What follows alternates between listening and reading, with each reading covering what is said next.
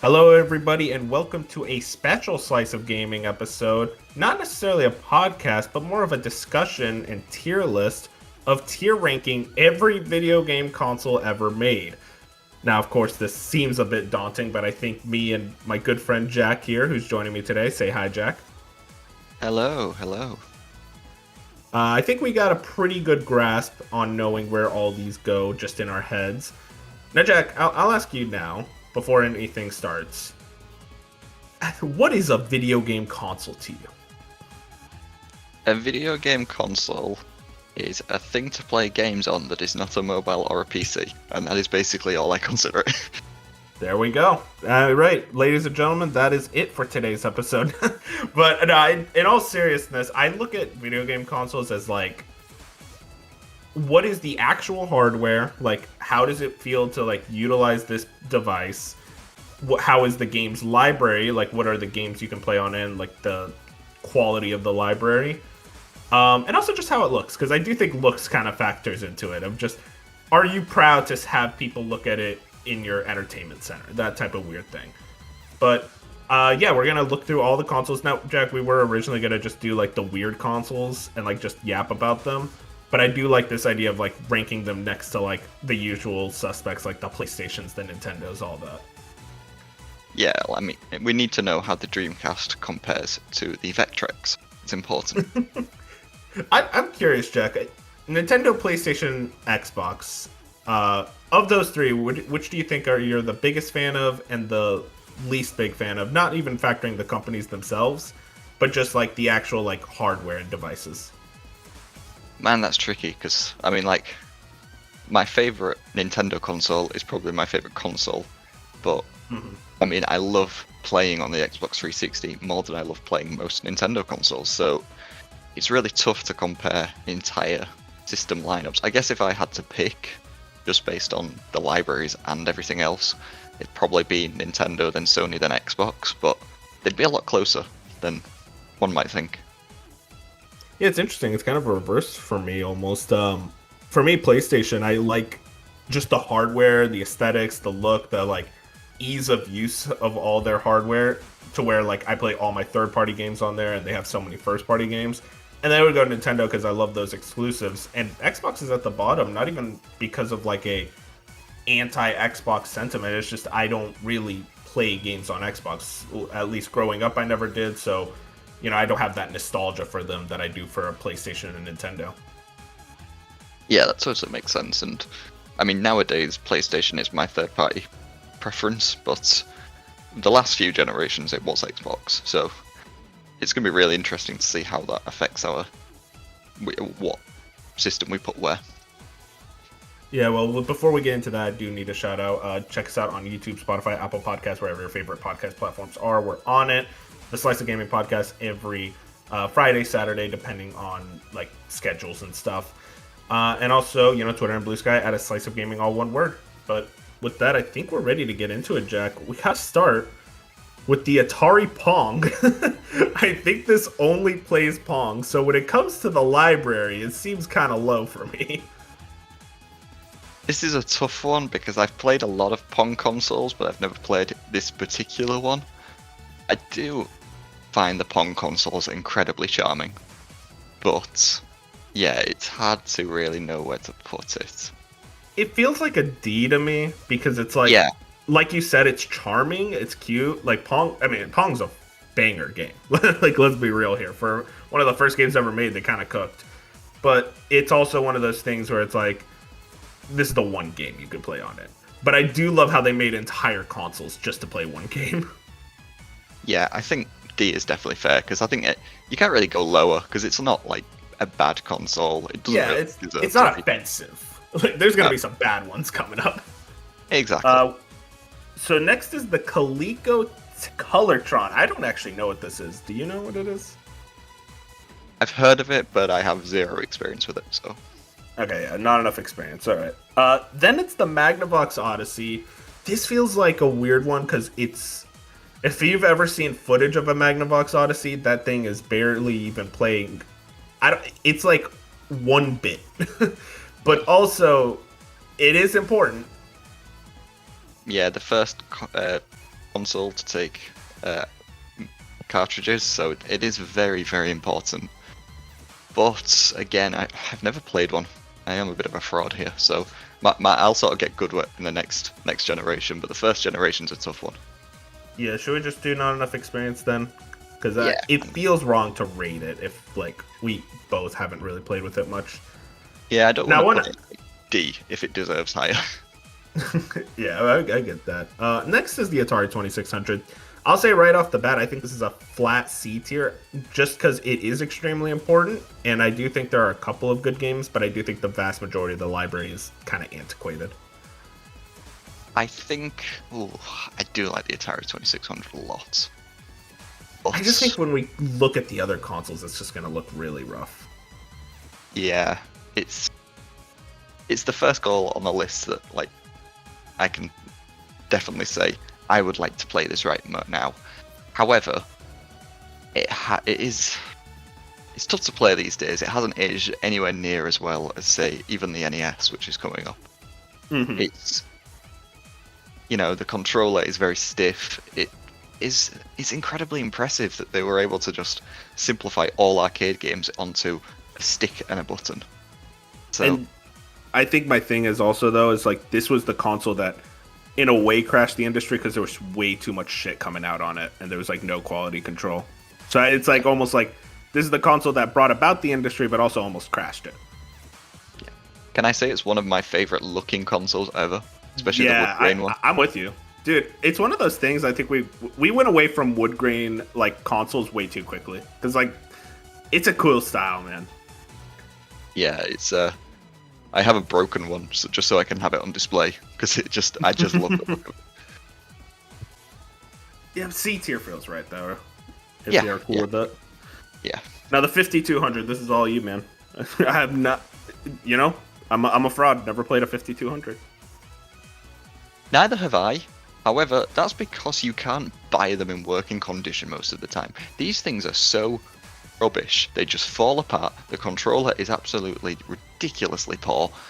The whole console is just embarrassing. Like, it released just after the ColecoVision, I think, just before, and it's just nothing. Like, I mean, we can put it in not enough experience, but I genuinely would put it in F tier just for the fact that it's just especially because it's the follow-up. That's the thing. That's like the big deal is like this is the follow-up to the 2600 and you fucked it up this badly.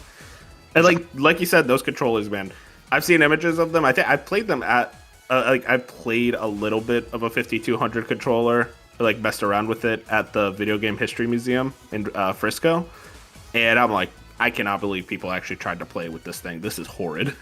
Yeah, like the joystick, you use it a couple of times, it just breaks. That's what I mean. It's like so hard to find one in working condition because, first of all, nobody wanted them. And second of all, the ones that they did want have just broken. So, yeah, I'm not feeling on this one. I know it was like early video games, like literally pre-Nintendo, but I do wonder how they fucked up the 5200 this badly. And I think Atari was very full of themselves at this time. Yeah, 100%. And it, like the Intellivision and the ColecoVision had overtaken the 2600 in a lot of ways, but the 2600 still outsold them so much. So they were trying very hard to catch up to it, and it just felt unnecessary. It's almost like it's 2X in a way. Like they just felt like they had to get something out to come to more power, and it just ended up dragging down the brand even more. Yeah, exactly. And you mentioned it just now, ColecoVision. What do you think about this one? This is a better console than a 2600, but it's less impactful just because it came out quite late. I would personally put it in the C tier as well, just behind the 2600, just because the games that did really were the best place to play them at the time. I mean, you got stuff like Donkey Kong as a launch title. Isn't insane when you think about it. Like the first console version of Donkey Kong was on ColecoVision. Like they had that as an exclusive. The controller is like, look, it has the number pad, so it obviously drops a few marks, but it is still very comfortable compared to like the Intellivision, which came out before it. So I don't know. I like the ColecoVision a lot and I respect it, I just think the Atari 2600 has this slightly better library. Yeah, I think I'm with you there. It's like a very respectable console with a lot of like qualities to it, but it, like you said, worse library, but also it's just like way less impactful. I feel like it didn't have the Atari 2600 impact that kind of carries it into C tier. So I do think right under Atari sounds right. Yeah. This one I have zero experience with, the Fairchild Channel F. I have none either. I like we said before we started, I like looking at it. It's a very funny looking console. I do like the way it looks. What about the Vectrex? I've never played one. I really want one. I love the fact it uses a completely different method to display its visuals. I love the lineup of games is pretty cool. Like, they got a lot of arcade games that are really interesting. But again, I've never played one, so if we want to put it in not enough experience, we can. I played it a little bit at the video game museum, like I said earlier. Like, this was one of the consoles they had on display, and I played a bit there. It is a very cool console up close, where it's just like the idea of like utilizing those graphics. Is it just called Vectrex graphics? Vector graphics. I don't know how. Yeah, but like that graphics system is so cool. And it's one of those things where it's like, I kind of wish this was more popular so we could have seen like more developers experiment with it. But I really don't have enough experience to really like rank it, I think. So I'm right there with you. But it's very cool. It is a very cool system, like you said. Then there's the Intellivision. This always felt like to me, Jack, like, yeah, the 2600, the ColecoVision, it's like, oh, Intellivision too. That's there. Yeah, that's a very good way of putting it. Like, it's more powerful than the 2600. It does have an impressive library, arguably even better than ColecoVision's, but the console itself is just sort of in that middle ground between the two, and it's not as good as either of them. So personally, this is a D tier, but I'd be willing to shuffle it if need be. I'm fine with D tier. I'm not going to fight for the glory of the Intellivision. I'll put it below the Pong machine too, because it's not like a cool one to look back on the same way. Exactly, but like, it's not bad, so it doesn't really belong in F. It's just fine. Here's a cool one. I think this is one that we could actually put up, is the Nintendo Game & Watch. Listen, I mean, these things only have really one game with them, but it's a cool ass like fucking device to own. It surprisingly works very well as well. Like, considering it's basically just a glorified calculator, the fact that all the games work just like arcade games is really impressive. And it being the progenitor of handheld gaming also gives it a lot of points. I'm willing to do B tier for it, honestly. B? Oh, I don't know if I could put it above the 2600 personally. That's the only thing. That's fair. You want to do right under it then? Yeah, above Coleco but below 2600. That's fair. No, I'm cool with it. Just because the 2600, again, even though it's not the most fun to use these days, the fact it had such a strong library for the time, the fact that it's a progenitor of so many genres. I do see C tier as like, hey, these are like very important consoles, even if like you're not necessarily going out to play them right now. Like, exactly. They are important. This might be the least talked about video game console of all time, the Atari 7800. Or at least the least talked about Atari console. Yeah, this is an interesting one because it released after the NES, if I remember right. Yeah. So it was impressive for an Atari console, but it would have had to release before the NES to really be worth looking at, because it was less powerful, but it was still a big jump from the 5200. It did have some decent exclusive games. I like it, but it's tough to put it very high. Personally, I'd put it... sorry, go ahead. Personally, for me, I'd put it above the Intellivision, but below the Pong console. That's kind of how I'm thinking. I think, like you said, if it came out before the NES, people would look on it way more like gleefully. But it was like, oh wow, it's way better than the 5200, which was years ago, and we have this shiny brand new NES with fucking Super Mario Brothers. It's like, what reason do I have to play the Atari 7800? So exactly. Yeah, I'm right there with you. Honestly, I think I'd put it below the Intellivision. Yeah, I'm cool with that. Because I think Intellivision at least has a brand, and it's more of an impact. Nobody talks about 7800. Yeah, 100%. Commodore 64. I do think the fact that the Commodore 64 was basically like a PC, like kind of the progenitor of PC gaming in a weird way, gives it that impact score. No one's going back for Commodore 64 games though. I almost don't want to include it because it is a PC. Do you know what I mean? You don't want to include? You want to say it shouldn't count? Yeah, because I feel like you have to compare it with other systems rather than just the Commodore. The Commodore itself, it's hard to compare it against another game system, really. That's fine. I'm not gonna fight for the glory of the Commodore 64. I guess I could just leave it here then. We can just ignore it. That's fair. Because I don't want to put it in not enough experience because that also feels unfair. But yeah, it doesn't.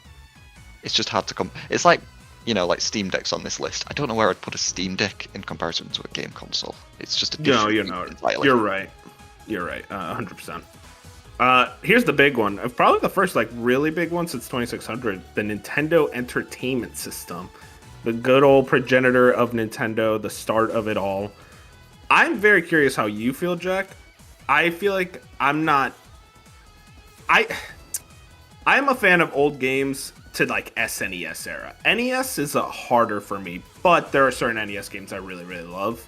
So it's tough for me to rank. I'm curious how you feel. I love the NES. I think it's such a cool console. It has such an amazing library. It's the first console where you can like point at and say, look, you can play a lot of these games now and still find a lot of joy in them. I wouldn't say that about the ColecoVision or the Atari 2600. My only issue with the NES is how it's built. Like, it was built to be a toy and it is fragile as hell. Like, if you grab one nowadays, you better be prepared to take the summer cartridge slots out, and it's at the same time it's really cool, really good lineup. I don't know, where are you feeling? I'm feeling B, because I think that the games I really love, like the Mario's, Punch-Out, Castlevania 1, stuff like that. But I do think there's just so many games on the NES that are just not really worth taking a look at.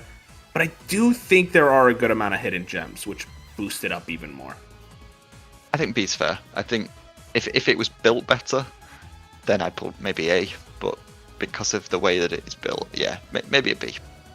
They also yellowed a lot. Did you notice that? Like, all NESs get really yellow, and because like I do think looks do factor in a bit, and like I do love the way the NES looks, but I feel like more than any other console, this one yellows all the time. I noticed it a lot with the American Super Nintendos. They yellow really bad. Yeah, that's another one. But I don't know. Maybe they just use different materials over here. Mine isn't too bad. Oh really? I guess. It's still called the Nintendo Entertainment System in Europe, right? Yeah, most people over here just call it a NES though instead. The NES. Yeah. Yeah, no, that's not right. It's NES. But hey, you know what? Shoutouts to that. Listen, we don't have much time. We have to squeeze it in. I gotta shout out the Sega Master System. This one, okay, I think this one's more popular in Europe than it was in the US. Am I correct? It was. Nintendo didn't do an amazing job of marketing in Europe. They were more focused on North America and Japan. So areas like South America and Europe were like Sega. They were Sega's home. Like, they knew how to target us. So, and also the Master System, a really good console. Like, it is comparable to the NES in a lot of ways. In some ways it's better. The colors are arguably much better on the Master System. My only thing that I would like knock it down for is that I would say the lineup isn't as good. I mean, you still have a lot of progenitors to a lot of cool franchises like Phantasy Star. They backported the Sonic games. Shinobi. It does have a really good lineup, but just not. I think any the fact that they backported the Sonic games is like that. It doesn't even have Sonic to call for its own. I feel like that's like the big Sega franchise. I don't know. I do think you're right where it's like it is more impressive tech than the NES, but even despite its stronger tech, developers just went to the NES, and the NES had so many franchises, whereas Sega really only had Sega franchises. Yeah, and I prefer the NES controller. I prefer playing on the NES. Oh well, yeah, obviously. I didn't want to say that, but yeah. I do mean, I'm like how feeling the Master the- System looks. Yeah, I have a Master System model too, which isn't nearly as cool looking as the first model. But I mean, the first model took cards and cartridges, which is so cool. Yeah. Like, just the idea of being able to sell 2 different formats. Yeah, I really like it. Top of C. How about that? Right above Atari. Because it's like, Ooh. hey, it's you're arguing there. I No, mean, put it above Atari because I would rather play Yeah. Master System. that's my thing. Yeah, because it's like Atari definitely you could argue is like, oh, but this is so much more impactful. But it's like, yeah, I'd much rather play Master System games though. Like Shinobi, that's a cool ass game. Yeah. Next is the Atari Lynx. There's 2 versions here. We're not going to rank both. We're just going to rank one of them, and like I guess count it for both. The Atari Lynx I have 0 experience with, so this is all you. This was a really impressive piece of hardware for the 80s. Yeah, Having a full color backlit screen. but you know screen that you could is say the same about the Game Gear, Jack. But guess what? Nobody bought either of them because the Game Boy was cheaper and had a bigger library. Yep. Yeah. The Atari Lynx is a beast as well, especially the Model 1, which is the one on the right there. That thing is a chunk. It's, I mean, even the Model 2, which is the smaller one, that's like the size of a Switch. It's just a beast. Yeah, and it took like 6. What was it? Double Ds? Or am I thinking of a different battery? I know the Game Gear took 6 AA's. The Lynx probably took the same. Yeah, probably. It's impressive, but it's not fun to like. There's not many games that are worth playing. I mean, you have like the port of Ninja Gaiden on there. You have some good Atari 2600 ports, but I would rather play them on other consoles. Like for me, this was like a D tier. Yeah. Like, for a second, I thought you said a B tier. I was like, dang, okay, I guess you're a Lynx guy. I mean, Yeah, I'd that's rather a bottom- play 7800, but I'd say the Lynx is more impactful. So It's more I'm open impactful. yeah, I'm open to moving it there. I think that looks right because I think while you could argue that the 7800 has better games and a better library, I think more people think about the Lynx, and also the Lynx is just very, very impressive. Like what they were able to do for a handheld back then. Yeah. And then we have the TurboGrafx 16 and Mini. I actually don't know the difference between the 16 Mini and the regular. Yeah, me neither. TurboGrafx is. I guess we could just do the normal one. Yeah, for me. That's a I gap. haven't played. Yeah, I haven't played any TurboGrafx games. It was the PC. They kept it the Japanese name over here, the PC Engine, but I've literally never seen one ever in Europe. I think the TurboGrafx is really cool as a piece of hardware, but just like I just haven't had a lot of experience with it. I think for its time, it was very impressive, though.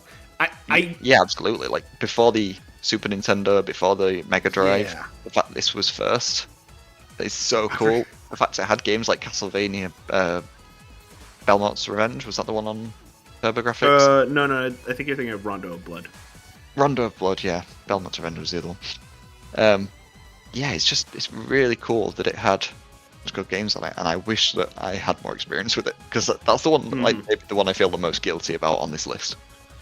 No, I feel you, man. I feel like these are just screaming for like a big re-release bundle of all of its games because I do think it's or like a retro console, kind of like how I think they're re-releasing the Neo Geo. I think they made did a TurboGrafx Mini a few years back, and like we weren't there I for didn't it. buy it. Yeah, We're ass, bro. Moving on to the Game Boy. I will say this is kind of ordered in a funny way, but Game Boy is next. We're not gonna rank Pocket because it's the same thing. This is tough for me, Jack, because I do think that the Game Boy has like standout games, but I think it's even less than the NES. But I also think the standout games, I'm like, I do love Pokemon. I love Super Mario Land 2 a lot. You know, Link's Awakening is amazing. But then there's the argument, Jack, wouldn't you rather just play them on Game Boy Color? And it's like, are they separate consoles? And like that whole debate. I mean, to me, they're separate consoles, and maybe that's just because look, the Game Boy, like you said, has a great library. I hate using it. I really hate using the Game Boy. It's maybe more than any other console, like in detail. I'd much rather use a Game Boy Color. Yeah, it's You know, it takes more batteries. I like the size of it. I do like that it is big, but the screen is abysmal. I mean, they had the contrast It was a slider joke. that you just could never get it right. You never got the Game Boy looking good. You could get it working, never good. It was that thing of like you played the Game Boy because it played handheld games, or like you could play games on the go. You didn't play it because you wanted to play the Game Boy. It's really tough because the lineup is so like important. I think this screams C tier because, like you said, Yeah. it's important, and there are some good games for sure, like really strong standout games. Its importance in the industry is definitely there, but we just hate using it. I think Yeah. right above 2600 personally. That's I don't like that. Pokemon is more Well- relevant than like most 2600 games. Super Mario Land 2, Link's Awakening. But I'd rather Baseball. play any day. Okay, we'll put it there. That's fine. No. If you really want to fight for 2600, I'm not gonna. I'm gonna fight for Game Boy Color. Okay, Game Boy Color. I mean, that's the thing. I think we agree with Game Boy Color. Honestly, you want to rank Game Boy Color now, because I think that's like B tier at least. Yeah, B or. I mean, yeah. I think the other Nintendo console handhelds are better, so I'd put it like top of B tier. Yeah, it's just a Game Boy, but better in every way. Like, it's more powerful. It has cool exclusive games. It has the Oracle games. It has the best version of Link's Awakening, arguably. Easily, yeah. It's just Gold and such Silver. I mean, you could argue that its exclusive lineup wasn't strong apart from those games, but even to that argument, the original Game Boy games played better on a Game Boy Color. yeah, So it's like, it's almost like how we're going to no-brainer. feel about like the Series X, where it's just like, how much do you want to judge a console based on its backwards compatibility? yeah. This is like almost the progenitor of that argument, because it's just like, Mhm. if you judge it by its exclusives, it probably wouldn't be in B. But you judge the console as a whole, yeah, I think it's absolutely wonderful. I mean, the only flaw it has is that it doesn't have a lit screen, which is really weird when Yeah. the Game Boy Light released before it with a lit screen. mean, So That's the question of like when we get to GBA, if we're counting like the SP differently, because the SP makes the Game Boy Advance 10 times better to me just because the backlight. yeah, it's well, I suppose we'll come to that, but Yeah, it for is sure. a tough one. I think BT is fair for Game Boy Color. I'm gonna say something crazy. I think we got our first S tier. It's then SNES. Yeah, that I feels was- obvious. I was thinking either S or A. S I is mean, fair. Literally, I could name 5 games. You could name 5 games, and they're probably different games of like the best SNES games. Actually, we're probably the same games, knowing us. But even then, it's like we could list off a bunch of games, and it's like, wait, there's 30 more hidden gems we haven't even talked about. And the controller is awesome. The hardware is great. It does yellow, like you said, so that is kind of a thing that knocks it a bit. But this is to me where video games really started. And like, I'm not discounting the NES. I do think the NES's importance is clearly there, but I think that the SNES is where it's like, okay, we're gonna start taking these things seriously, and like even to the point of like telling major stories with stuff like Final Fantasy 4 and 6 really making their way here. I do think this thing's importance needs to be overstated more and more and more. Yeah, it's. I mean, you said everything there. Like, got a great controller. It's a great looking system, both the American and the Euro/Japanese versions. It's the lineup is fantastic. The launch lineup was incredible. Like, you had Mario World, you had Dude, literally you bought it and you got Mario World. yeah, and then you had like a lot of remakes of like the All Stars collection. Was a great Yeah. like sign of what games could do just a few years later. Link to the Yeah. Past, like, man, what a system, bro. I think the only thing that holds it back for me is that a lot of the best Super Nintendo games never released over here. So I'm like, all the Final Fantasy Yeah. games I associate with Super Nintendo, I didn't get to play them. However, I don't think that's enough to drag it down. So Oh yeah, I think- was it the first Final Fantasy game released in Europe, Mystic Quest? yeah, that was the first Final Fantasy overall was Mystic Quest, and then the first mainline was 7. I feel like that adds also to the SNES's mystique is that JRPGs didn't really become like there were JRPGs on the NES, but no one really cared about them. And then you get to the SNES, and it's like the Final Fantasies, Earthbound, Chrono Trigger, Live Alive. That was only on the Famicom, but still, just an all-star lineup of JRPGs, along with the platformers, along with the adventure games, and the side-scrolling beat 'em ups, stuff like Contra 3, which is really sick. Super Castlevania 4. Capcom was going on all fronts with Mega Man X. Like, it feels like every game company was like, let's just go crazy on this thing, because it feels like they were able to just go to the maximum level. It felt like taking the ideas that they learned from the NES, and it's like, okay, we have better hardware now, let's go crazy, which I feel like is what a new console is supposed to allow developers to do. Yeah, totally. I mean, you could just play SNES games for the rest of your life and you'd still be having a blast. It's just... Oh my god, yeah. Yeah, I think this is absolutely the right place for it. Switching tone, the Philips CDI. Here's the thing. I'm gonna argue one thing, Jack. Hotel Mario and Zelda CDI carried YouTube poop for years, so I don't think we can give it F tier. That is true. I mean, you can't say... I mean, look, if you ask someone to name a Philips CDI exclusive or a Atari 7800 exclusive, I bet they could name a CDI exclusive beforehand. Yeah. Definitely has standout games. Now, the problem is, I've never played on one. They were very expensive. The controllers don't work. They are absolute rubbish to use. God, dude, you know what it is, Jack? I'm thinking about it more, and it's like, that controller is so awful. That is one of the worst video game controllers, and man, maybe it is F. Because it's also like its impact on the industry. But you know what? Its impact on the industry was positive because it allowed us to have PlayStation. That is in a weird way. But Okay. is console good? Yeah, you're right. It's F tier. You know what? I'd say put it above 5200 just because it's better than 52 because it interesting. has an impact. It had an impact at least. Yeah. Yeah. So we have all the Genesises now and the extra things. Let's start with the OG Sega Genesis. This one I have way less experience with than the Super Nintendo, but it is still a very like powerful, really interesting console. Oh man, I love the Mega Drive. It's one of the most. Oh yeah, it's a Mega Drive for y'all. Yep. Yeah. If you ask people who are like in their 30s, 40s, video games, they usually think about Mega Drive. Over here, it's everyone just had one. They had one of these and they had a ZX Spectrum. So it's amazing.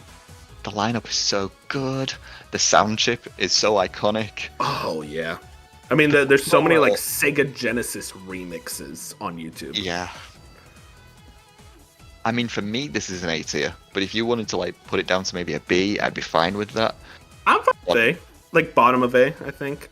Yeah, just like I'm not as big on Genesis, but I do recognize its impact, and like think there are a lot of amazing games. Yeah, like, I mean, I'd rather play a Super Nintendo, but I'd rather have both. Like, it's just two cakes. Yeah. They are so. It was always that thing growing up watching retro YouTube and being like seeing like Super Nintendo versus Sega Genesis. I'm like, come on, guys, it's Super Nintendo.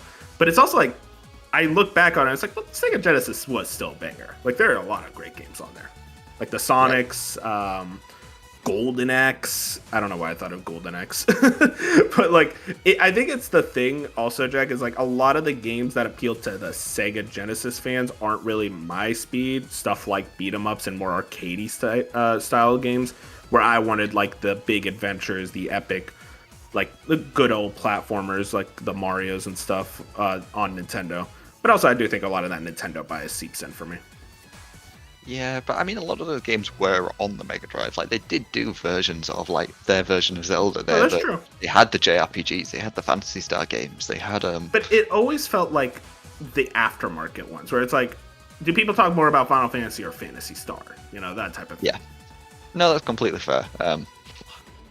Yeah, I think A is fair for it, because, again, like, it doesn't have the lineup that you'd still maybe go back to as much as the Super Nintendo. It does just have a lot, like you say, a lot of arcade-like games. I do think the controller, as the generation went on, did start to definitely felt limiting, with just the 3-button. I will say this: better ones. The Genesis did have the version of Mortal Kombat that everyone remembered, which is the one with the blood code. So like that's always something. True. That's always something. But yeah, I don't know. It's a tough one. I definitely do think you're in the right though. And then we got all the weirdos with the Genesis. Do we want to include peripherals, or do we want to just include them in the Mega Drive itself? Because it's I mean, CD and 32X play different games. That's the thing. They do, but they don't exist without. You know what? Solid. Let's do it. I will say I have no experience with the 32X. So yeah, me neither. So we could just throw that there. Yeah, the CD though is an interesting beast. It kind of sucks.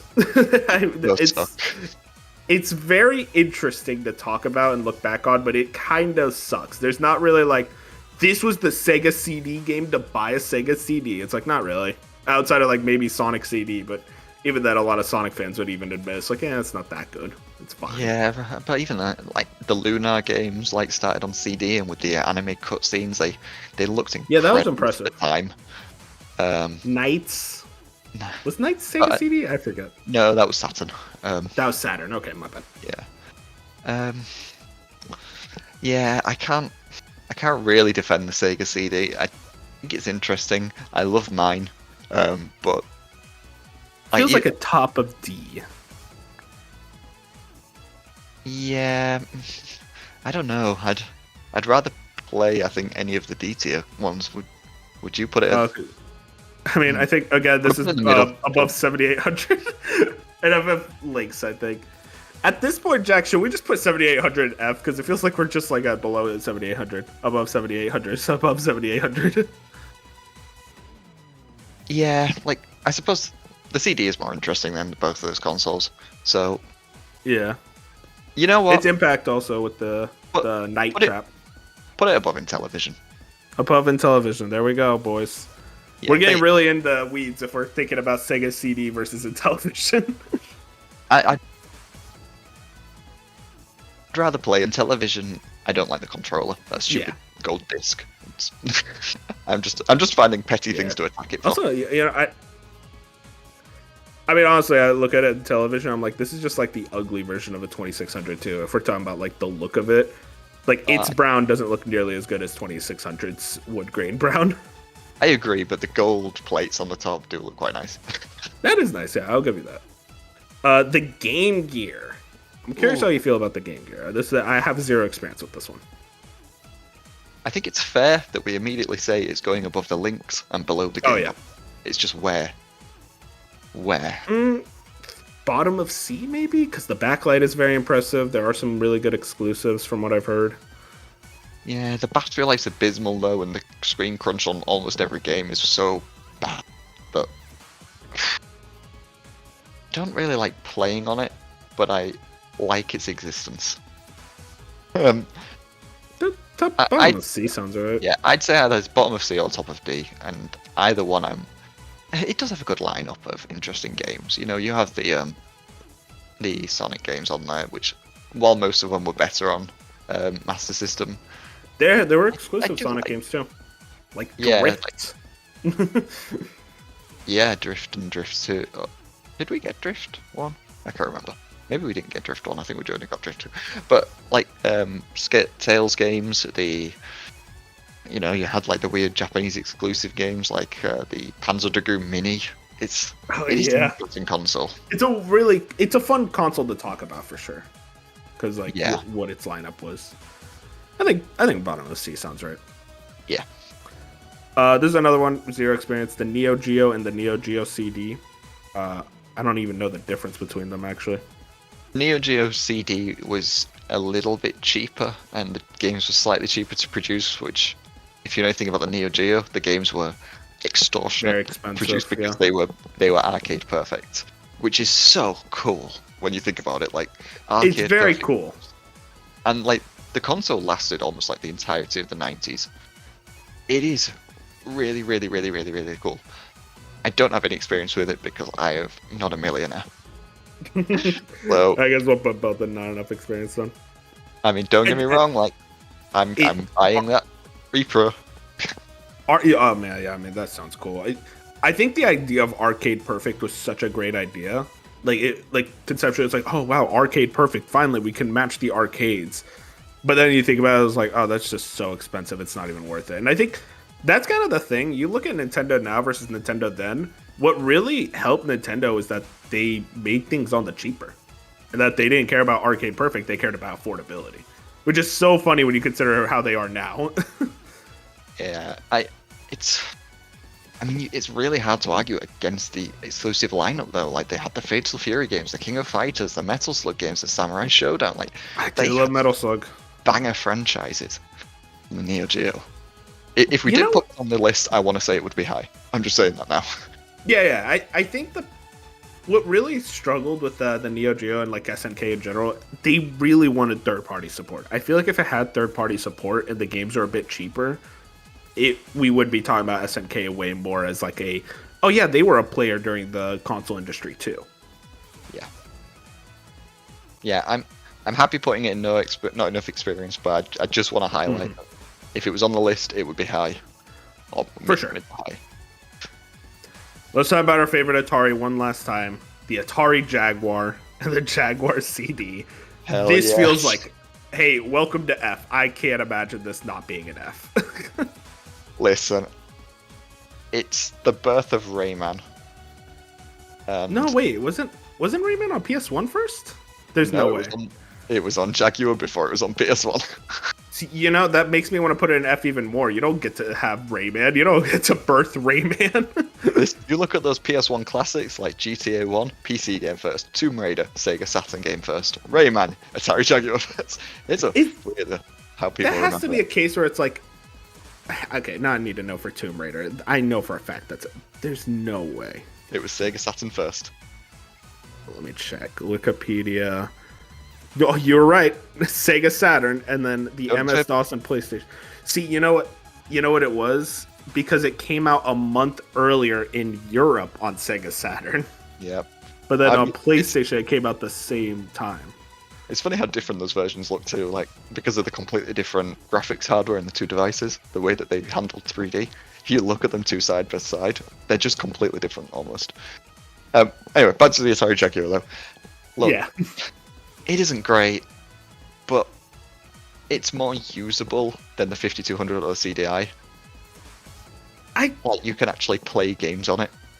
Like you have games like Atari Karts, which costs an absolute. Do you really want to play them? Alien versus Predator?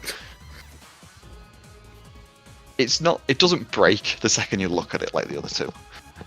I mean, that's just Jaguar CD though. That thing breaks. Well, absolutely. You want to use it. I feel like we put Jaguar CD in F and then Jaguar in bottom of D. Then does that make sense?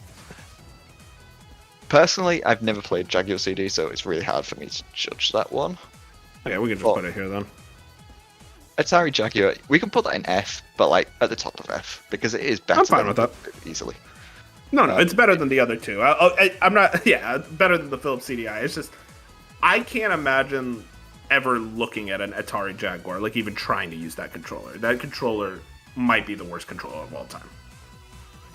Okay, it is kind of comfy because of how big it is. It does have grips on the back. I actually quite like the controller, apart from the fact it's really cheap feeling, and that ruins it completely. Like if it just was made of a slightly better plastic, it'd be great. I will say. Yeah, what's up? Sorry, go. No, you're good. The worst game I've ever played in my life was on Atari Jaguar, so that does impact its showing here. It does have to go. What's the game? The third Bubsy game that everyone forgets about, the Atari Jaguar. Oh yeah, wasn't that the one that's like slightly open world? The levels are absolutely massive, but it has like all the issues that with like one-hit kills as Bubsy 1 has. It's just absolutely abysmal. So that does knock it down. But I like my Atari Jaguar. I like looking at it. Apart from the fact that I don't like keeping it out because it doesn't have a dust flap. You have a cartridge system without a dust flap. That is embarrassing. Yeah, that's insane. That's psychotic. I do gotta roast you a bit, Jack. The amount of franchises you haven't played, but you've played the Atari Jaguar version of Bubsy, like I feel like that's a bad thing.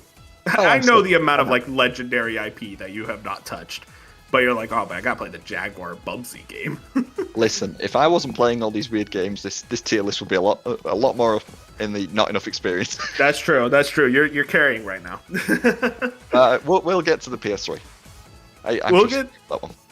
Hey, you know what? We got one that we can agree on though. Nintendo 64. I mean, that's S tier. I was really worried that we were gonna have to like lower it because it's like. Nah, man. I love the N64. You know that. It's a B tier console that I love like an S. It's one of the. Here's the thing. If we're being objective, the highest it goes is A tier because like its library does. It's very small, very Nintendo focused. There are heavy droughts with it. It was much weaker than the PlayStation 1. Wait, actually, I don't know if it was weaker than the PlayStation 1, but it was mostly held back because of cartridges, and that's kind of what screwed it over. In terms of the power of the system, I think it was more powerful. Yeah. It was also the start of Nintendo's third-party issues. There's a lot to like dislike about this thing, but also Mario 64 and Ocarina of Time, man. Like those two games alone. And then on top of that, like the Pokemon spin-offs on there. What's it called? Rare, just fucking firing at all cylinders. Banjo-Kazooie, Donkey Kong 64, GoldenEye, Perfect Dark, just this legendary collection. One of my favorite puzzle games of all time, Pokemon Puzzle League, is on the N64. I love just browsing the N64 app on NSO just because I love those games and just screwing around with them.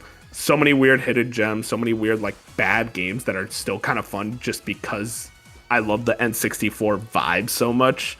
Like there's like a vibe to N64 games that have been recaptured with indie games now that I'm really happy about, that were in the era of like N64 throwbacks of like, yo, this console kind of sucks, but I love it dearly.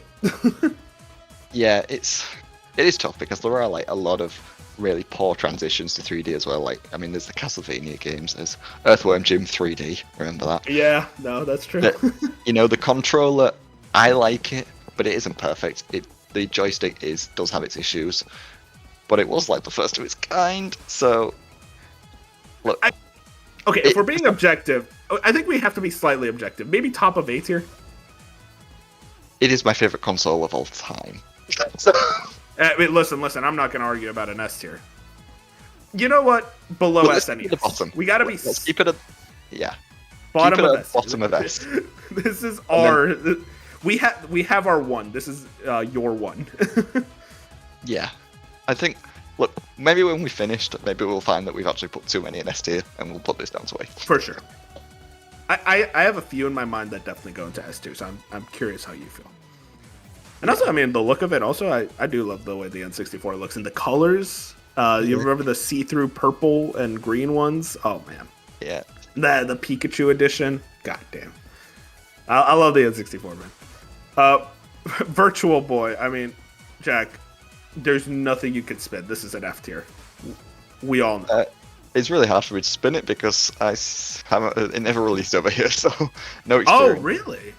Oh, okay. Yes, the first Virtual Boy we ever got is the one that released just a couple of months ago. I've played it. It has actively gave me a headache after like 10 minutes of play. I think a console that actively hurts me should probably go at F tier. Yeah, that's fair. But, I mean, is it... Wario Land Virtual Boy is probably better than every game in F tier. On any console on F tier. That's true. There's that Jack Brothers... top of F tier. There you go, Virtual Boy. You get that. Yeah. I'm thinking about the actual console, not even the library. Like, the library is the thing that literally puts it at the top of F tier, but the console, and even then, the library is like 10 games. I mean, maybe my opinion will change when I finally experience the weird Switch version of Virtual Boy that they just released. I'm still upset that they didn't release the controller for Switch, because by all accounts, it looks comfy. I know it's weird because it's actually a pretty good controller. The controller was nice. It's just the console itself literally gives you a headache immediately. And I feel like a console that actively hurts to use goes into F tier automatically. Absolutely. And I mean, if you wanted to put it lower on the list, you can, but no, I think this is fair. I have no experience because I think you're right about like there is good games on there that, and I mean it's the start of the Mario Tennis franchise, and I feel like that adds a lot to it. There you go.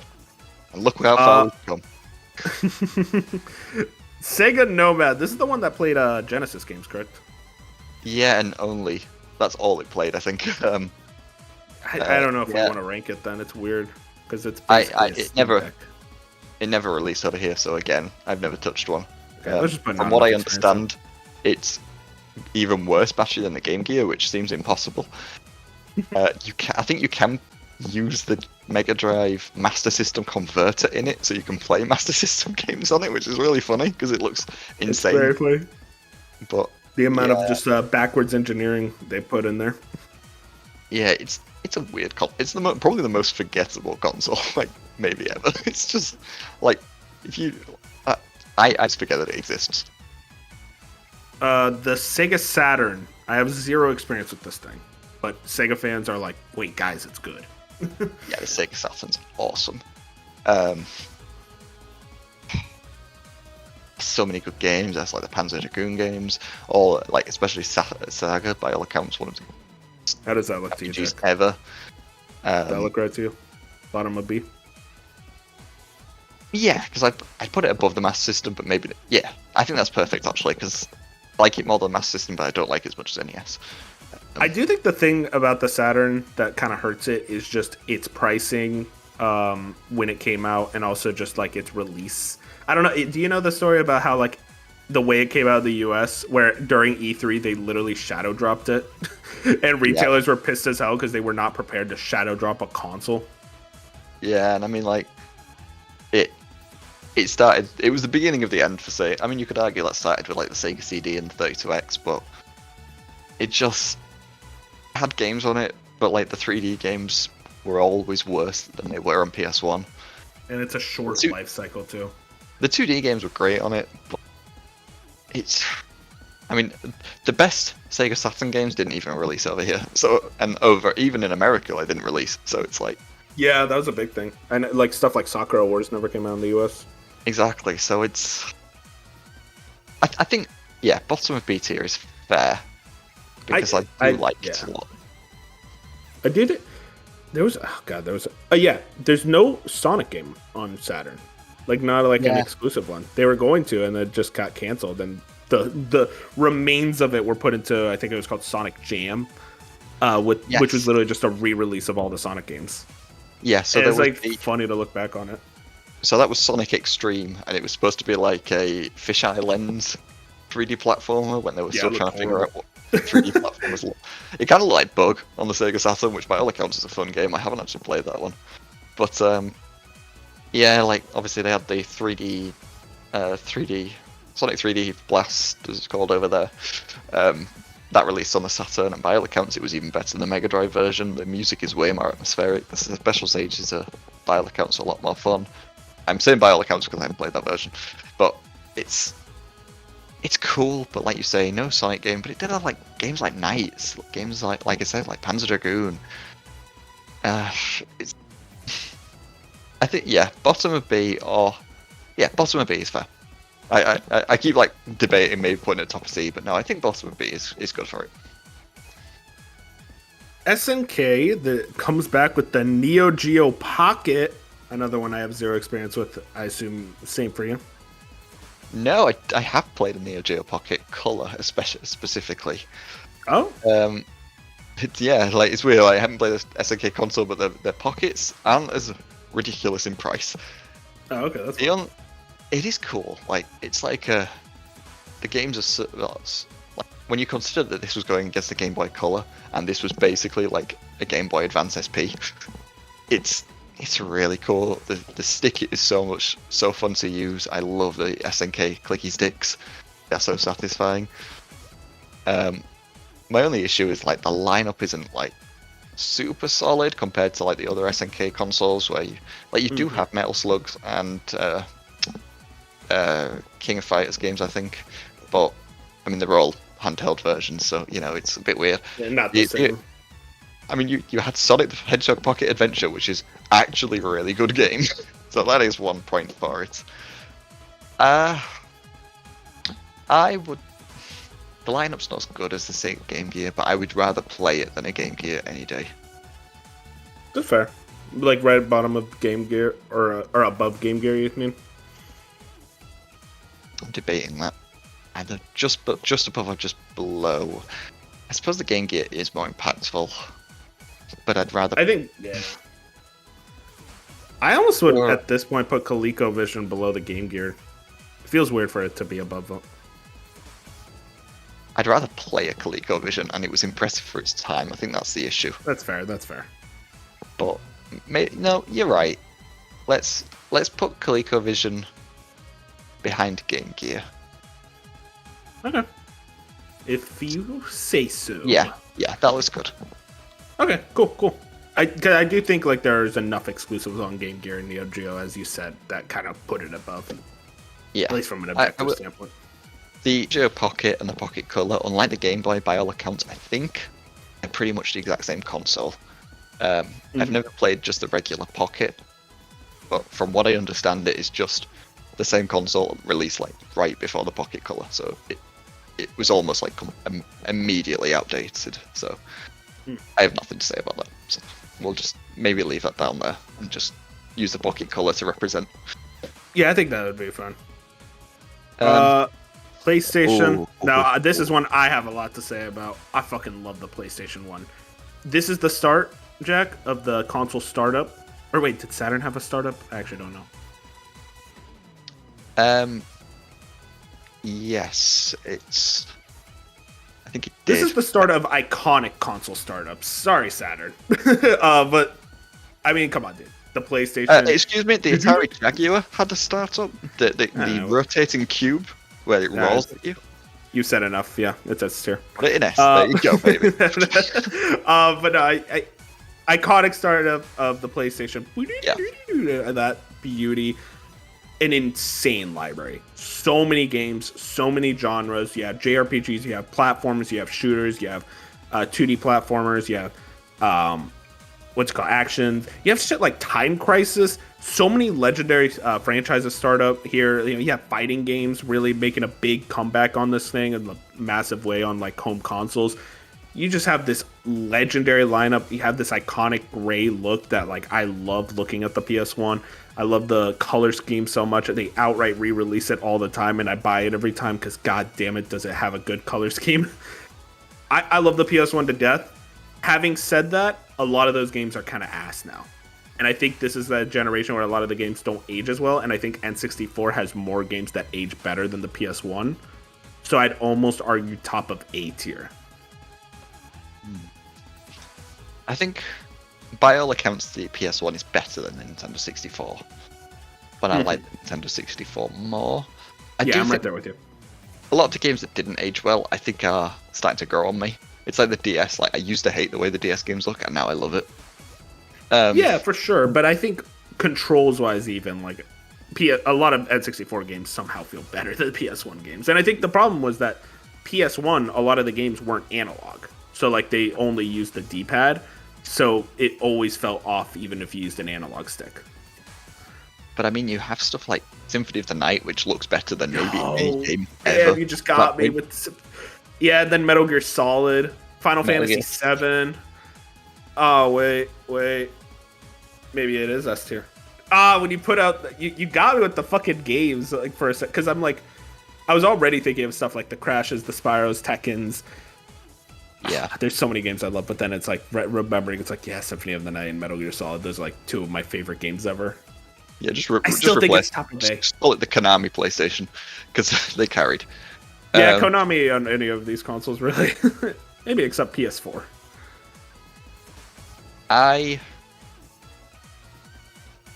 I'm willing. Yeah, I'm open to this. I'm willing to either like top of A or bottom of S. I feel like we're gonna have more S's. That's the thing. So I think we gotta do this top of A. I think if I'd played the PS1 before I played the PS2, my opinion would be different, and I'd put for sure one in S. I mean, we're gonna get to the PS2. And... Oh, yeah. I mean, that better. We better yeah. agree there. Yeah. I think it's top of A. I think it just barely misses out because I do think like a lot of the bad games, or not the bad games, but like a lot of like the games that were considered classics just don't age well the same way I think the N64 games do. And I think that D-pad, like the lack of analog for so many games really hurts this thing. Yeah. Damn, I thought about Capcom. And it's like, oh yeah, they had X4 and the Resident Evils, and then there was also Silent Hill, Dino Crisis. Oh my god, wait. Let's leave it in A for now, and then we can move it, which we probably will. Maybe bottom of S for now, just because it's like I think we're gonna have more S's, and that's when we start like shifting things around. Yeah, I think that's fair. And then the PlayStation Gen 2, and then the 3DO. Here's the thing about the 3DO that I find. This thing is so interesting to me because this almost was like the first major experiment, I think, of the 90s when it came to consoles, where so many consoles were sold at a loss. Like that was kind of the idea of the business strategy. And the 3DO founder, which if you didn't know was I think the founder of EA, he went ahead with the idea of like, what if we sell the console like for cost and we sold it for a profit? And that's why it was so ridiculously expensive. And it didn't work.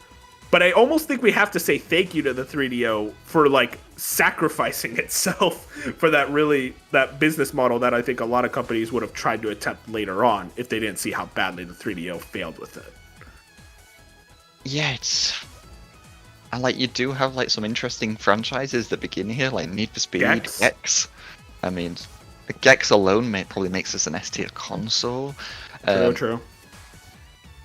I find the 3D so interesting, but whenever you actually look at the games, you look at the amount of FMV bullshit that was on this thing. Yeah. It's comparable to the Sega CD in a lot of ways. I think it's probably going to land around there as well. But I think I'm with you. More or less. I think the Sega CD does have more good games on it. Yeah, but I feel like all the history of the 3DO almost puts it above it. Well, but then you could argue that with the Sega CD.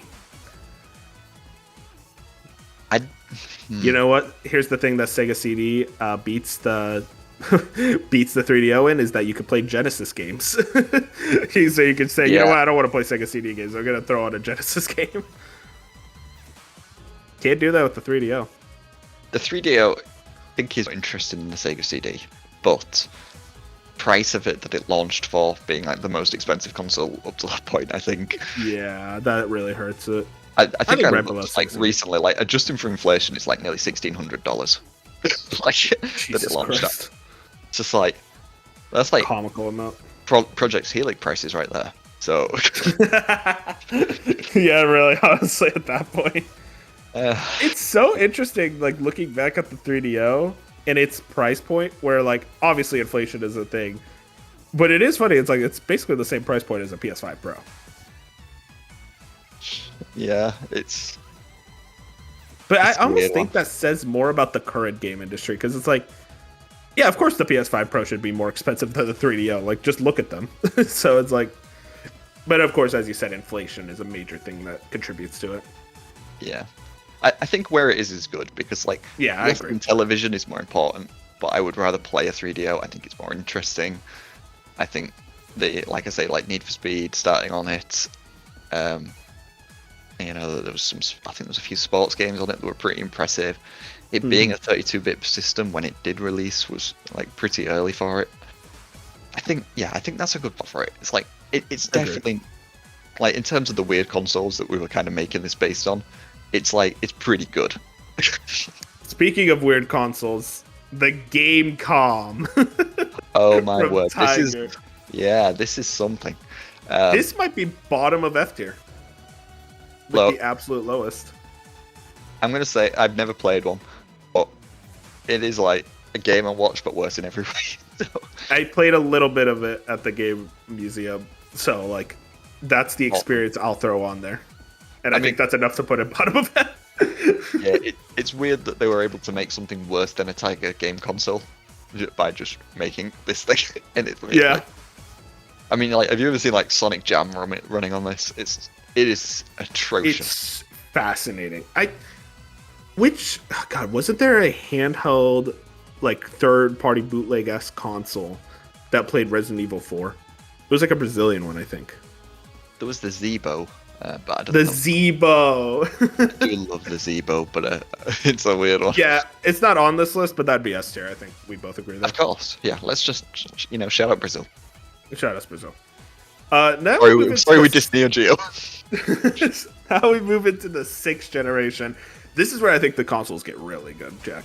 Yeah. Because we start off with the original Xbox, which at this point was the most powerful console out of the 3. And even though it had a very short lifetime, it has a pretty insane library if you look at it. Yeah. This was like, I think it's pretty fair to say that this probably has the best first party lineup out of any Xbox. Oh, you would put it above 360? I like the 360 as a console more, but I think in terms of interesting games, like the Japanese support on the original Xbox was pretty solid. I know like the 360 got like Lost Odyssey and Blue Dragon, but Jet Set Radio, Sega GT. Sega was really hardcore on the Xbox. Yeah, the Xbox was basically just a Dreamcast 2, and that is amazing. Shenmue 2 was on Xbox, and then I mean, like we talked about like the first party games like Halo and Blinks. Are you a pro Duke or anti Duke? Pro just because I have big hands, so it worked for me. As do I, but I hate the shape of the buttons, the egg shape. It's a thing. I think I do like the revision more, but I don't hate the Duke. And I think the Duke is a funny controller. Like I appreciate its existence. Yeah. I'll say for myself, I think this is top of A. I like personally, I like the Mega Drive more, but I understand the argument. No, that's fair. If you want to put Mega Drive more, I'm fine with that. Trust me, the last thing I want to do is fight for the glory of Xbox. I'm trying to remove my Xbox bias aside, but like, this is a looking back, and it's like Halo 2, Jack. Actually, I don't even know if you're a Halo fan, so I can't say. I'm a Halo 2 fan. I'm not a Halo 1 fan. Halo 1's good. I like Halo 1 a lot. I hate Halo 1. Just boring corridors. Okay, that's one level. Gameplay. It's I do not like Halo 1, but Halo 2 set pieces are incredible. The music is so much better in that game. Steve Vai doing the guitar parts. Oh, so cool. Dude, Blow Me Away. That's a good moment. Yeah. Hang on, let me look up best Xbox games because I feel like there's a lot we're missing here. I mean, this is the start of Fable. This is, like you say, Halo. God damn it! You always have to say Xbox original, not Live. Xbox One. I hate. You want to talk about a console that's an F tier? Xbox One. Watch out! I'm kidding, but still. Ninja Gaiden Black was a Xbox exclusive. What's it called? Tom Clancy's Splinter Cell. I forgot Half-Life 2 actually came out on Xbox original. Jade Empire. Psychonauts. Morrowind. Console port. Oddworld Stranger's Wrath. The original Far Cry was on Xbox. I forgot about that. Was it really? I didn't know that. Yeah, I thought it was PC only. Yeah, me too. What one wasn't? Fable 1 and 2. Oh, 2 was 360, but Fable 1 was Xbox. Was Fable 2 360? I could have sworn it was the original Xbox. Huh, okay. My bad. Let's see what else is there. There's Gun. What started here. And also, I mean, this is a thing to note. It's where all the third-party games, they ran best on Xbox. Yeah, 100%.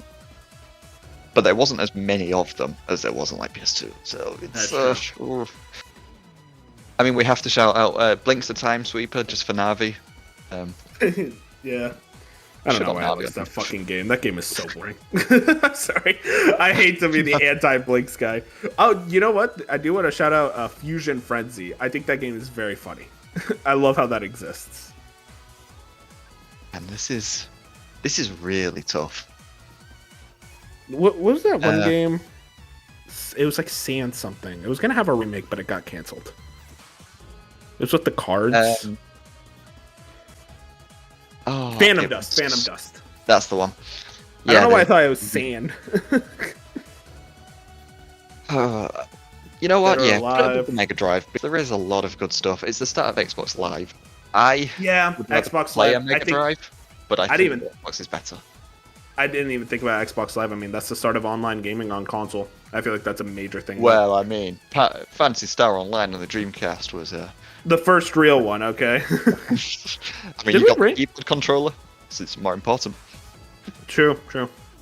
The Nintendo Game Boy Advance. I think we should rank SP because I think we both agree that's the best version. Yeah, like I think the backlight.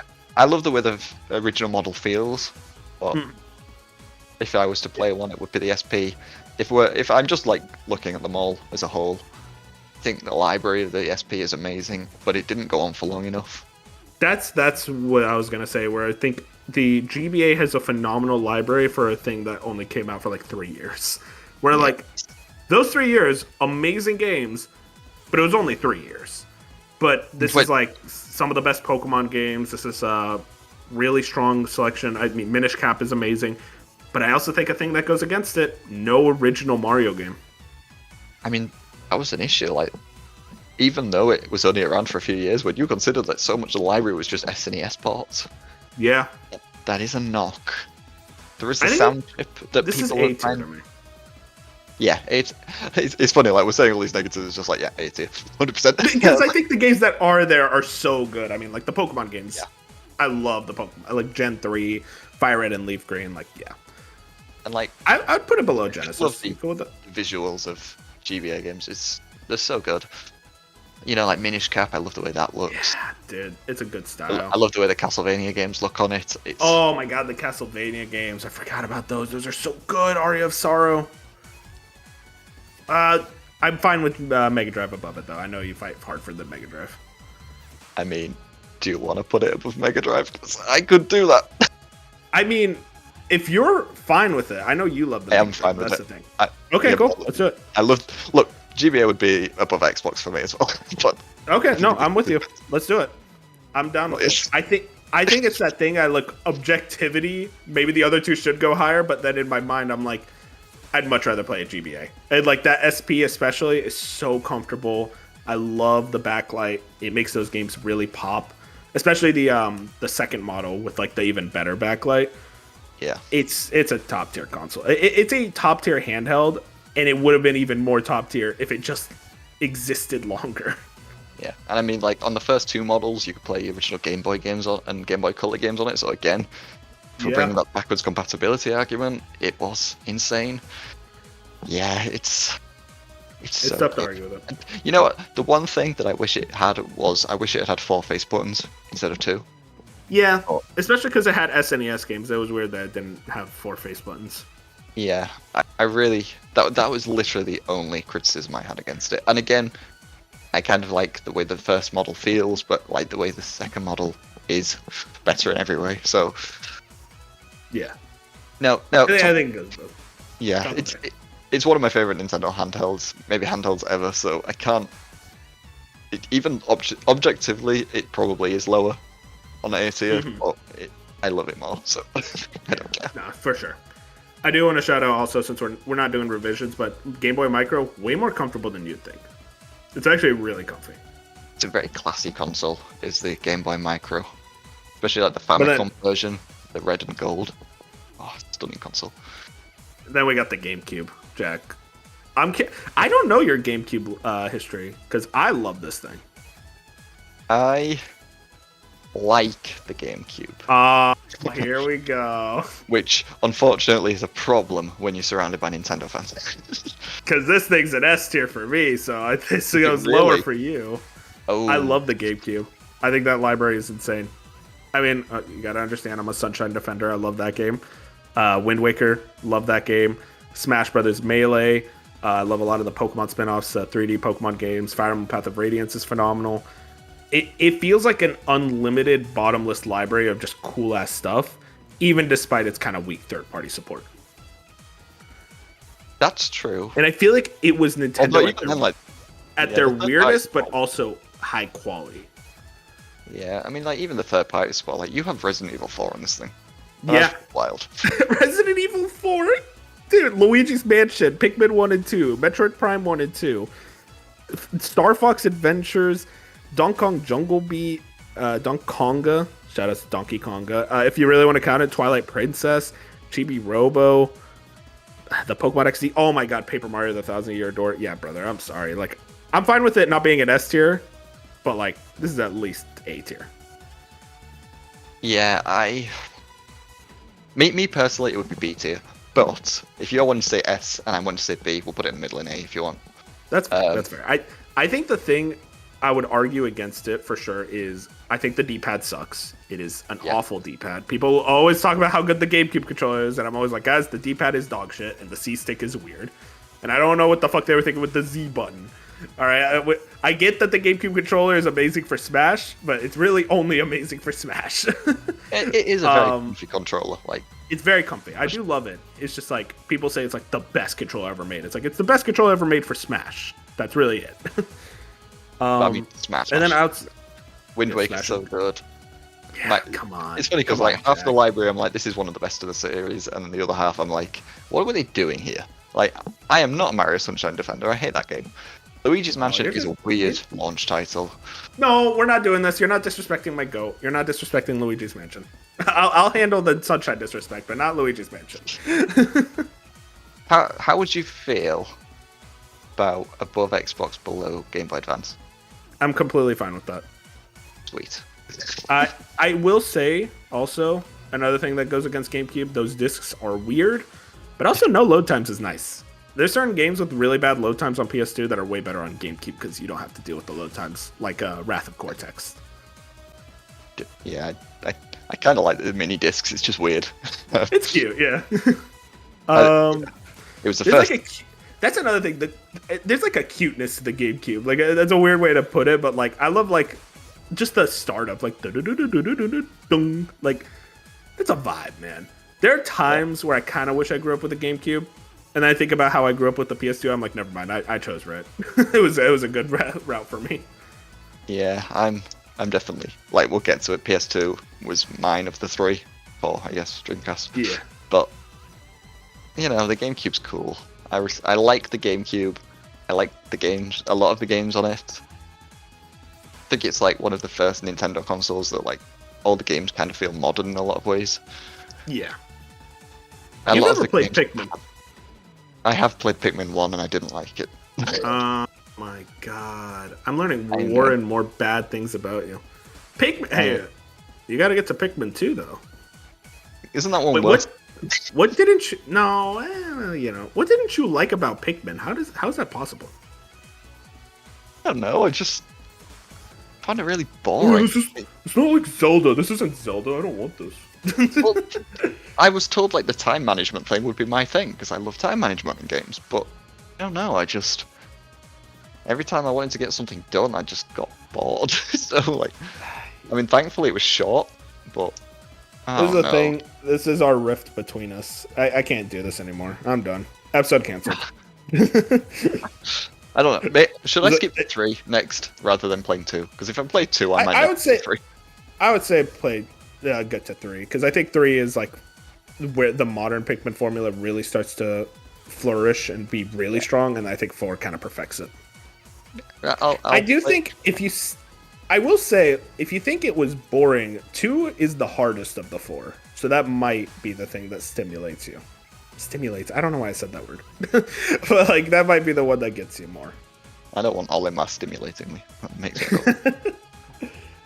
Okay. Get back on track. We gotta talk about the Nokia N-Gage. Oh my god, hell yes. This is another one of those weird consoles. I will say, I'm really disappointed this tier list does not have the Gizmondo, if you know that one. Yeah, that's a pity. With the Swedish mafia involved. Another one that I was sad to see wasn't here, even though I've never played it, was the Pippin. I wanted the Apple Pippin on. Oh, the Pippin!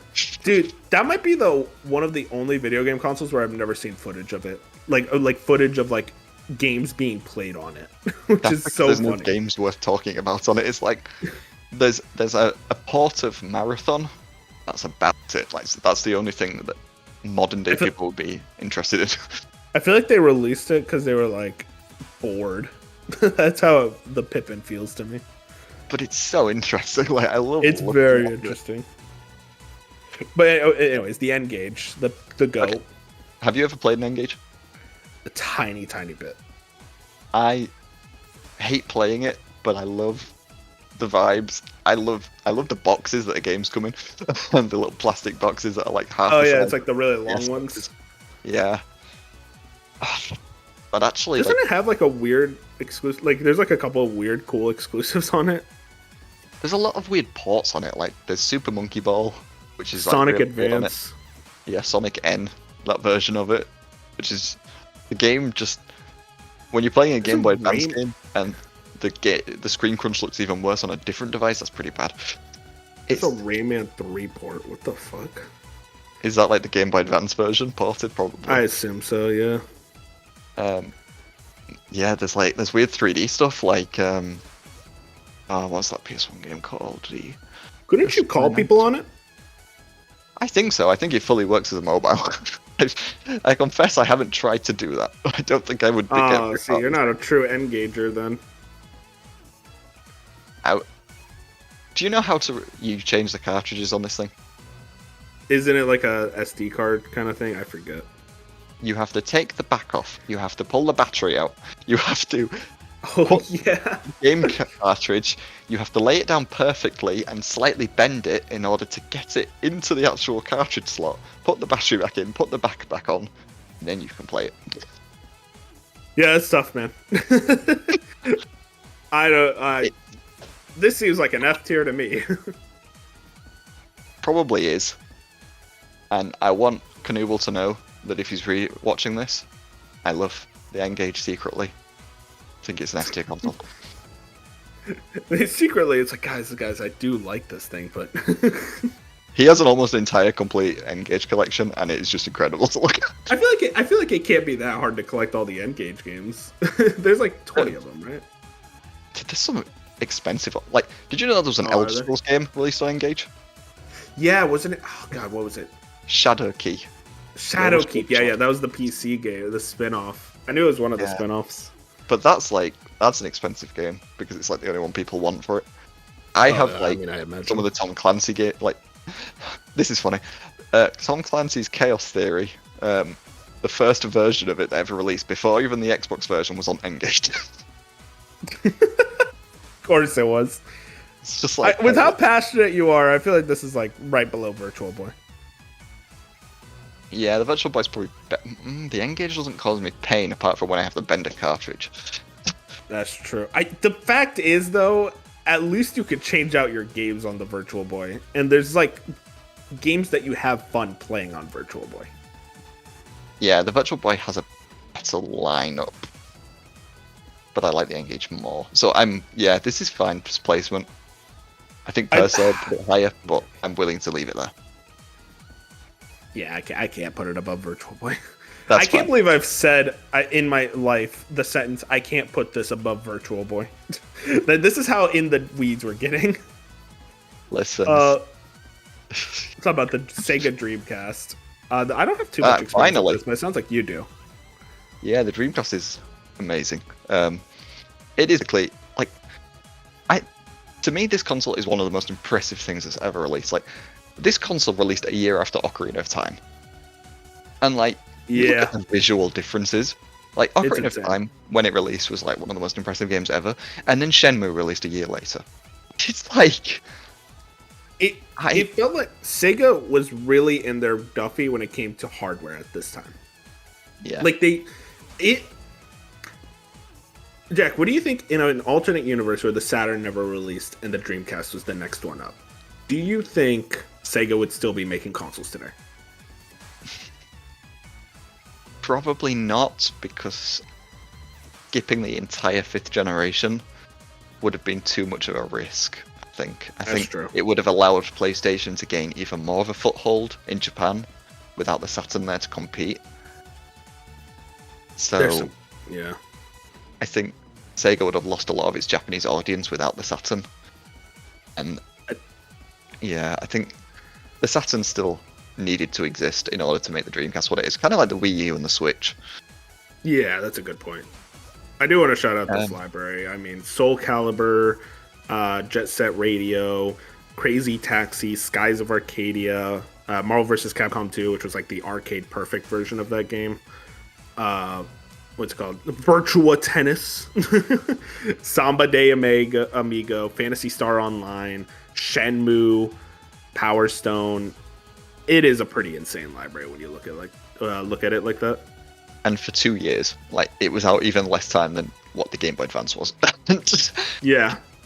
2 years before it was discontinued, and they had that many games, and like so many of them were at launch. Like Sonic Adventure was there at launch. and yeah, I think if it was out longer, I think you could argue it for higher. I think it gets bottom of A just because it wasn't out that long. Maybe above Genesis. I think this is you. Yeah, I think I'm not more. You like Mega Drive more, so like right below Genesis, you think? I keep yeah, we keep calling them different things. Yeah, I'm trying to I don't like the controller much of the Dreamcast. The stick is it's a pretty awful controller. I hate the way the cable is at the bottom. Yeah. But the VMUs though are cool. Interesting. I like Sonic Adventure. One of the first online consoles, which was really cool. Its importance is definitely there, but I mean, if we're talking about importance, Genesis beats it there. Yeah, I could honestly see the argument for top of B, but I kind of like it at the bottom of I think A. the games are strong enough to where it gets to A. There's enough really good games, and start of franchises as well. I think that adds to it. Yeah, like stuff like, I mean, yeah, I'm a Shenmue sicko, so I am biased, but the Shenmue games on Dreamcast, like, they just felt so incredible. Very innovative too. The biggest budget for a game. Yeah. Yeah, I wish they made that back. I mean, yeah, sounds right. You were talking about the PS1 startup screen, and like, I'm surprised we skipped the GameCube one, but like the Dreamcast one is also really good. We talked about the GameCube one. We skipped the Xbox one. You think you're thinking? Oops. Which that one was good. That was the fucking weird ass goop. I love the Dreamcast one, like little bouncing across all the letters and then the teardrops. Yeah, I like bottom of A for Dreamcast. Okay. This is one we better agree on. PlayStation 2. That's top of S. That's we're not even trying to debate it. The only thing is, some third-party games ran better on the other consoles. Okay, PS2 has 10 times the exclusive amounts. Yeah. We have Grand Theft Auto, Ratchet & Clank, Jak and Daxter, Sly Cooper, Final Fantasy, which was kicking ass. This was exclusive at the time on PS2. Metal Gear Solid 1, 2, and 3. Burnout was on the PS2 as well. Tony Hawk was still kicking ass. I mean, come on, man. This is undebatable in my opinion. Basically, everything we said about PS1, like, times that by like 100. It's so. Yep. It's just better in every way. I mean, Okami, Jack. That's your game. Yeah, it is my game. And you know what? It can play DVDs. It played DVDs. I mean, Guitar Hero was on fucking PS2. It was like the easiest sell for parents in the world to be like, hey, could we get like 2 PS2s? One for upstairs and one for downstairs? Yeah. Shadow of the Colossus. Someone's got to have like a DVD player somewhere, you know? It's very important. Dude, it's so great. Jack, dude, Persona 3 and 4 on PS2. Beautiful Joe, Rayman 2, Dragon Quest 8. I'm like just looking through this list and it's like Silent Hill 2 was on Oh my god. I think it's going to be hard for any other console coming up to even like this is maybe other than the Nintendo 64, which I acknowledge is not as good. Like, I think the PS2 might be. I could only play PS2 games and be very happy. Like, it just feels like I have an unlimited library of games. And like, because they also have a shit ton of hidden gems. Yeah, and like even like the first party lineup, like Sony like really knuckled down on, and like over here, like they published a load of third party games just because like just to make it so they were over here in Europe. Like where Namco was like, oh, we don't know if we can afford to publish Tekken 5 over there, and so it's just like, don't worry, bro, I got you. It's important that you guys experience this. And it's where the big three of Naughty Dog, Sucker Punch, and Insomniac. I mean, Jak and Daxter, Ratchet and Clank, and Sly Cooper, man, those really left an impact as well. It's tough not to really give PS2 that S tier with a bullet. Yeah, it's. I'm curious if anything can beat it. Startup. I like the controller a lot. The controller, yeah, amazing. Like even the purr it makes when it turns on just fills me with a sense of like pure peace. Dude, the startup used to scare me, Jack, where I would turn on the PS2 and wait to turn on my TV until I knew the startup was over. That's what. But like, dude, that fucked up. Remember when your disc would have an error and it would turn red? That shit was fucked up. You ever play CDs on it and just watch the cube spinning around while the music was playing? It's so cool, man. It's a cool console, and I feel like that like era is so marked by the PS2 and its aesthetic and vibe. And it's also just a gorgeous console too. I specifically also put the Gen 2, the Slim, because it's way better looking than the original, in my opinion. Oh, I don't know if I agree with that. I like the original. I think the original's just too big. I like how slim the PS2 Slim is. That's fair, but a lot of games like didn't work properly on the Slim. Like Beyond Good and Evil, for some reason, was like really buggy on the Slim. Oh yeah, the Slim still play PS1 games. But yeah, that's fine. Oh my god, we didn't even mention that, by the way. It's backwards compatible with PS1. So it's like, I'm tired of PS2 games somehow. Okay, there's another library there. Yeah. And it wasn't like the PS3 where it's like, well, some PS1 games work. It's like, no, all PS1 games worked on the PS2. Yeah. Yeah, I mean, in undebatable. This console. Shout outs to early PS2 games also for having the blue on the bottom of their discs. That was very funny. I love when I see one of those games. Weren't there CDs and then like the later ones were DVDs? Isn't that how it worked? That's it. Like Dynasty Warriors 2, I think had a blue disc because that managed to fit on a CD disc, and then like later on, the other games were. Yeah, it's really weird. I think some of them are the ones that like struggle on certain models of PS2. It's really weird. Like I've been through a lot of PS2s over the years because there are. But the good thing is you can pick up them very cheap because everyone had one. Oh yeah, everyone had one. 160 million. It's the best selling console of all time for a reason. Yeah, like I'm gonna buy another 5 million just to keep it over the Switch. Switch, you don't deserve it. Exactly. Nah, I don't know. I think Switch is good too. We'll get to that. I'm curious. We talk about now we're in the 7th generation. I'm curious, Jack, how do you feel about the 7th generation? This is always like a mixed one for some people. I feel like we're high on it because we grew up during it. But then it's like you ask a lot of older gamers, they would say this is like a lower point for them.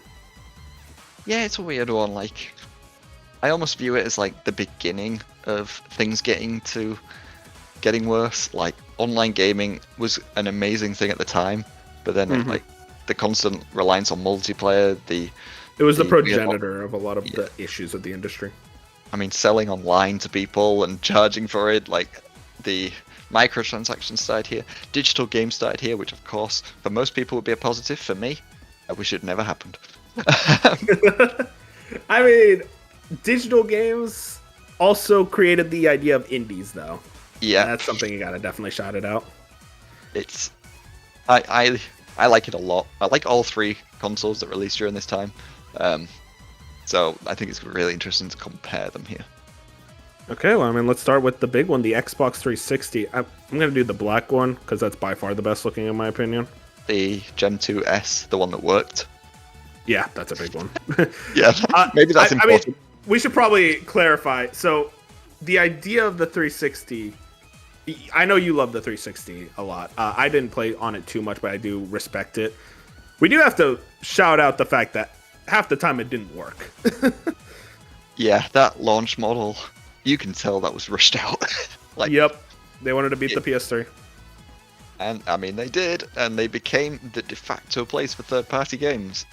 It worked for them, and, you know, like, all the executives were, like, arguing and, like, saying, look, let's just take the loss. Let's spend billions on replacing and repairing all these consoles. Let's just do it. Let's make ourselves important. Like, imagine Microsoft doing that now. They'd never do that. Yeah. Yeah, Peter Moore, man. He was a legend back then. He kicked ass on that spot. And I mean, it was like, almost like the PS1 was to the Nintendo 64, the Xbox 360 was to the PS3, where they were just like, look, we're going to take your third parties that you assume were safe on your console, and we're going to just yoink them away. We're going to be like, hey, GTA 4, Final Fantasy. Yep, we're gonna make them multi-plat. And they are pretty much always ran better on 360 than they did on PS3, even though the PS3 was more powerful. Single one of them. It was every single one of them. They all ran better. We're just like, well, do we want to make it for like the console that's better selling, or do we want to make it for the other ones? My favorite is seeing Bioshock Infinite in comparison. And that, I mean, that's something to shout out. A lot of third-party games had exclusivity for at least a year. Mass Effect, Bioshock. Wasn't Orange Box exclusive, or am I misremembering? I can't remember. I don't think it was. Actually, but I know Mass Effect was published by Xbox originally, so that was definitely swept up. Yeah, there were a lot of games like that, and I think it felt like they were competitive. This was the big thing with the 360, in my opinion. It felt like they were like out for blood, and they were spending the money that they had to secure a position against PlayStation, and it worked. And it's that thing of like, man, I want that competitive Microsoft back to where it's like they're fighting for this spot. Yeah. It is one of my favorite consoles ever made, but it's hard to not talk about the negatives because, like, the latter half being Kinect dominated. Yeah, like everything just dried up pretty much in terms of like first party. Apart from like maybe you got an extra, like you got Halo 4, which people were weird mixed on. I love it, but it was mixed. You know, like Gears Judgment, stuff like that, and all the Kinect titles. And eventually, like the console that seemed impossible, like everyone thought the PS3 would never catch up to the 360, and eventually outsold it. It's like, yep. How did you mess up the second half? I can't believe. I always look back. It's like, well, the 360 has more units sold. It's like, nope. PS3 somehow outsold it. I mean, the 360 outsold it in like Europe and America, so it's hard for us to like comprehend that, I suppose. I do think the 360 won in the long run. Yeah, I think it's. Well, I mean, I say the long run. I mean, you know what I mean. I do think you would say that 360 was a more popular console than the PS3. I think the PS3 outsold it because a lot of people that already own 360s bought PS3s for Last of Us. Yeah. It is really, really tough. And like, you know, like trying to push HD DVDs, stuff like that. Yeah, they lost that battle. All the worst Microsoft decisions basically started here. It was just like, you know, they had their first studios, but like, they were kind of like... This generation in general... I'm sorry, I'm not interrupting you. No, go ahead. I want to say, this generation in general, Japan was in a really bad spot. Like, they were struggling with the transition to HD and the rising development costs. Because you could have just released, like, a super niche JRPG that sold, like, 20,000 units, but it's like, oh, we immediately made our money back. It's like, no, that game costs way more. You need to sell at least 100K. Yeah. It's... Man... For me, JRPGs were awful on this era. I mean, there was good Vesperia. Oh yeah, there's good ones. Like, I think I would just say that it was a rough era for JRPGs in general, comparatively, especially to PS1 and PS2. I think that's fair. Yeah.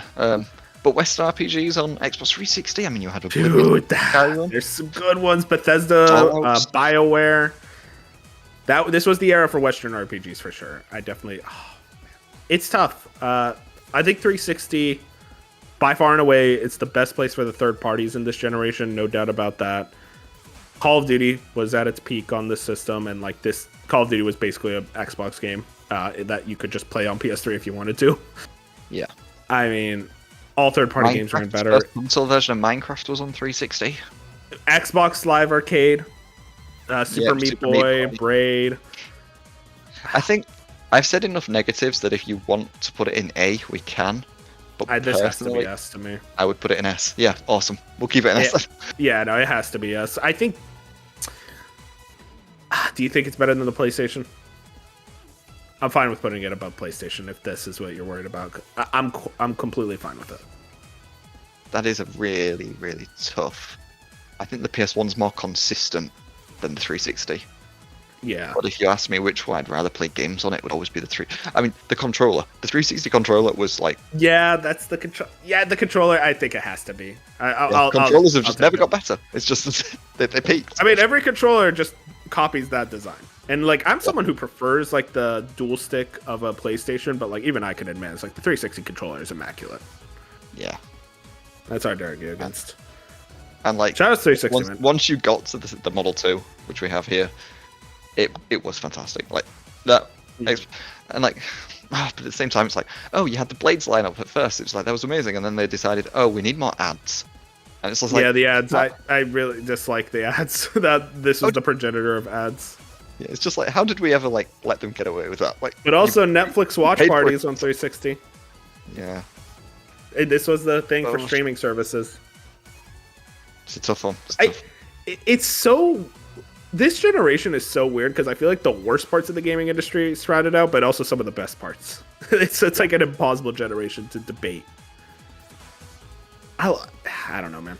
I think I'm fine with it there though. Right below 64, above PlayStation 1. I think that's fair. Like keeping an Xbox in S&A just ready for when we get to the next two. Yeah, it feels like we should at least have one for each of the big three in S tier as well. Well, now you make it sound like we're doing it out of pity, which Yeah, but I mean, hey, caught. Let's talk about the DS. I'm gonna say the DS Lite. Obviously, that's the best model in my opinion. This is an S tier for me. I just love this library to death. I think, though, you could definitely argue it's lower. I think the Pokemon games are by far the best on DS. It's not even a debate. Gen 4 and Gen 5, including all the spin-offs. Pokemon was on a fucking tear during this time on the DS. I think I love the touchscreen. I love the interactivity it adds for a lot of games. I'm a sucker for the New Super Mario Brothers New Super Mario Brothers DS specifically.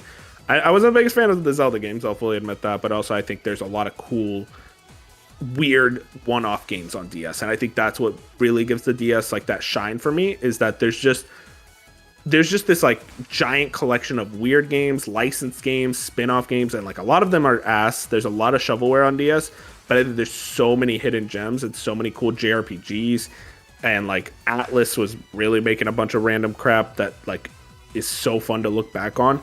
The DS is like one where I just like living in that era. Like I love living in the weirdness, the coolness, and the Castlevania games are also phenomenal on there.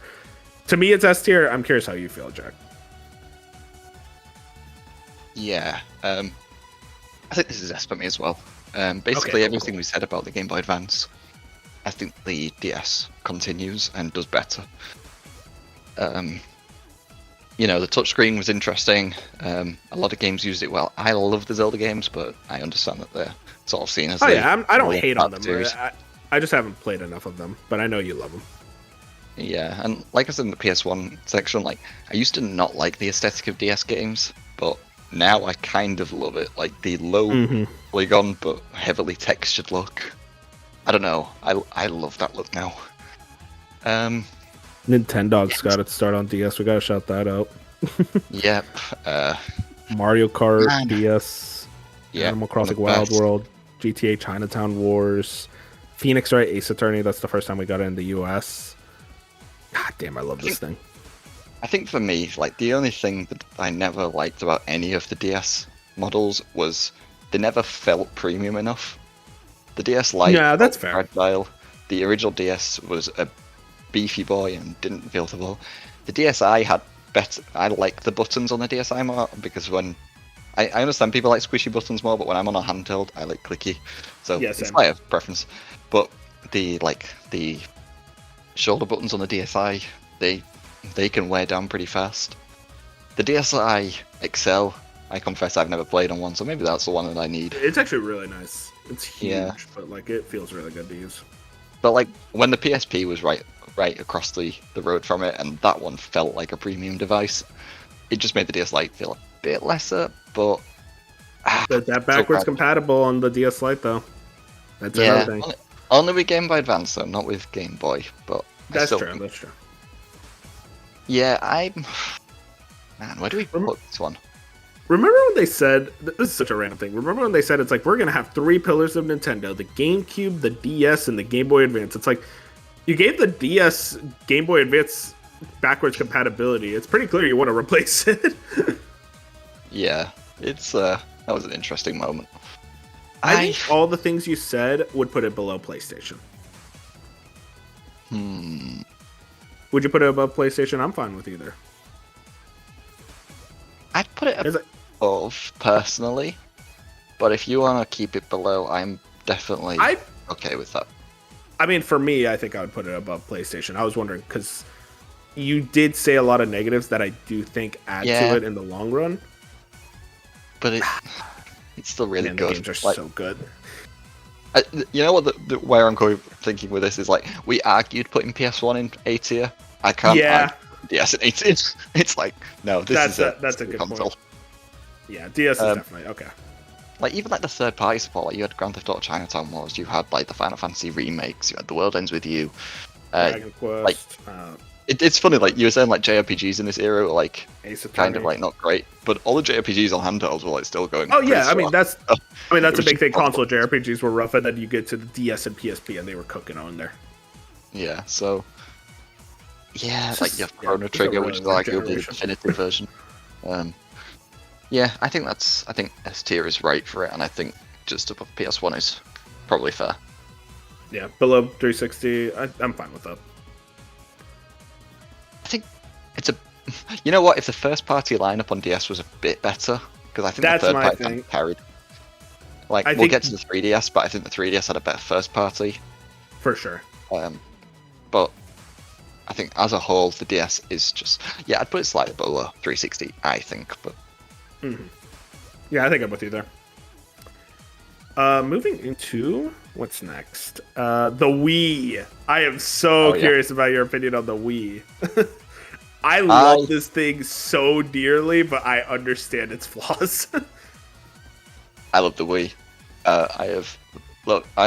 I think the Wii has one of the best lineup of first-party Nintendo games ever. Like you have Mario Yep. Galaxy, Mario Galaxy 2, you have New Super Mario Bros. Wii, you have Skyward Sword and Twilight Princess. You have Metroid Prime Punch 3. Out. Have Punch Out. Yep. Yep, Super Smash You Brothers have, Brawl. yeah, you- For the freaks, Xenoblade. Yeah, Mario Rayman, Kart Wii. Rayman Origins. The best version of Resident Evil 4 is on Wii. Virtual Console. Like this is where that started. New Super Mario Bros. Wii, as you said. Donkey Kong Country Returns. Yeah, this lineup is pretty insane. Sin and Punishment. Kirby's Epic Yarn. Damn. There was a lot of shovelware, but I mean there was a A lot lot. of shovelware on PS2. And There's we let probably that- more. I feel like there's more noticeable shovelware on Wii, though. I can't explain it. Maybe, yeah, probably, but it was also like Wii Sports, like that was Wii Sports. the game everyone wanted. But also, I feel like this is another 360 problem where I do think the latter half of the Wii was kind of rough. Like right before Wii U, it felt like they kind of gave up on this thing, and its power differential was really noticeable. The fact that it wasn't even in HD. Yeah, I think, But then Third Wii party channels. yeah, The Wii channels are so cool. Mii Maker. I love this thing. yeah. There's no chance it's S tier. I just can't put it in S tier. I have to not put it in S tier. How would you feel about the top of A? I'm fine with top of A though. You know I am.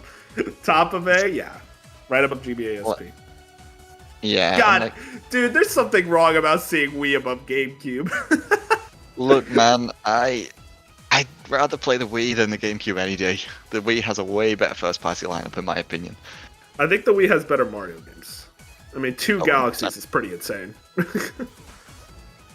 And like- it does have the new play control with Pikmin, so I can. Oh, Yeah. man. I mean, The motion control gimmick got kind of tiring at a certain point, though. It was like some games. I know you love Skyward Sword, but like some of the motion controls in that game are kind of ass.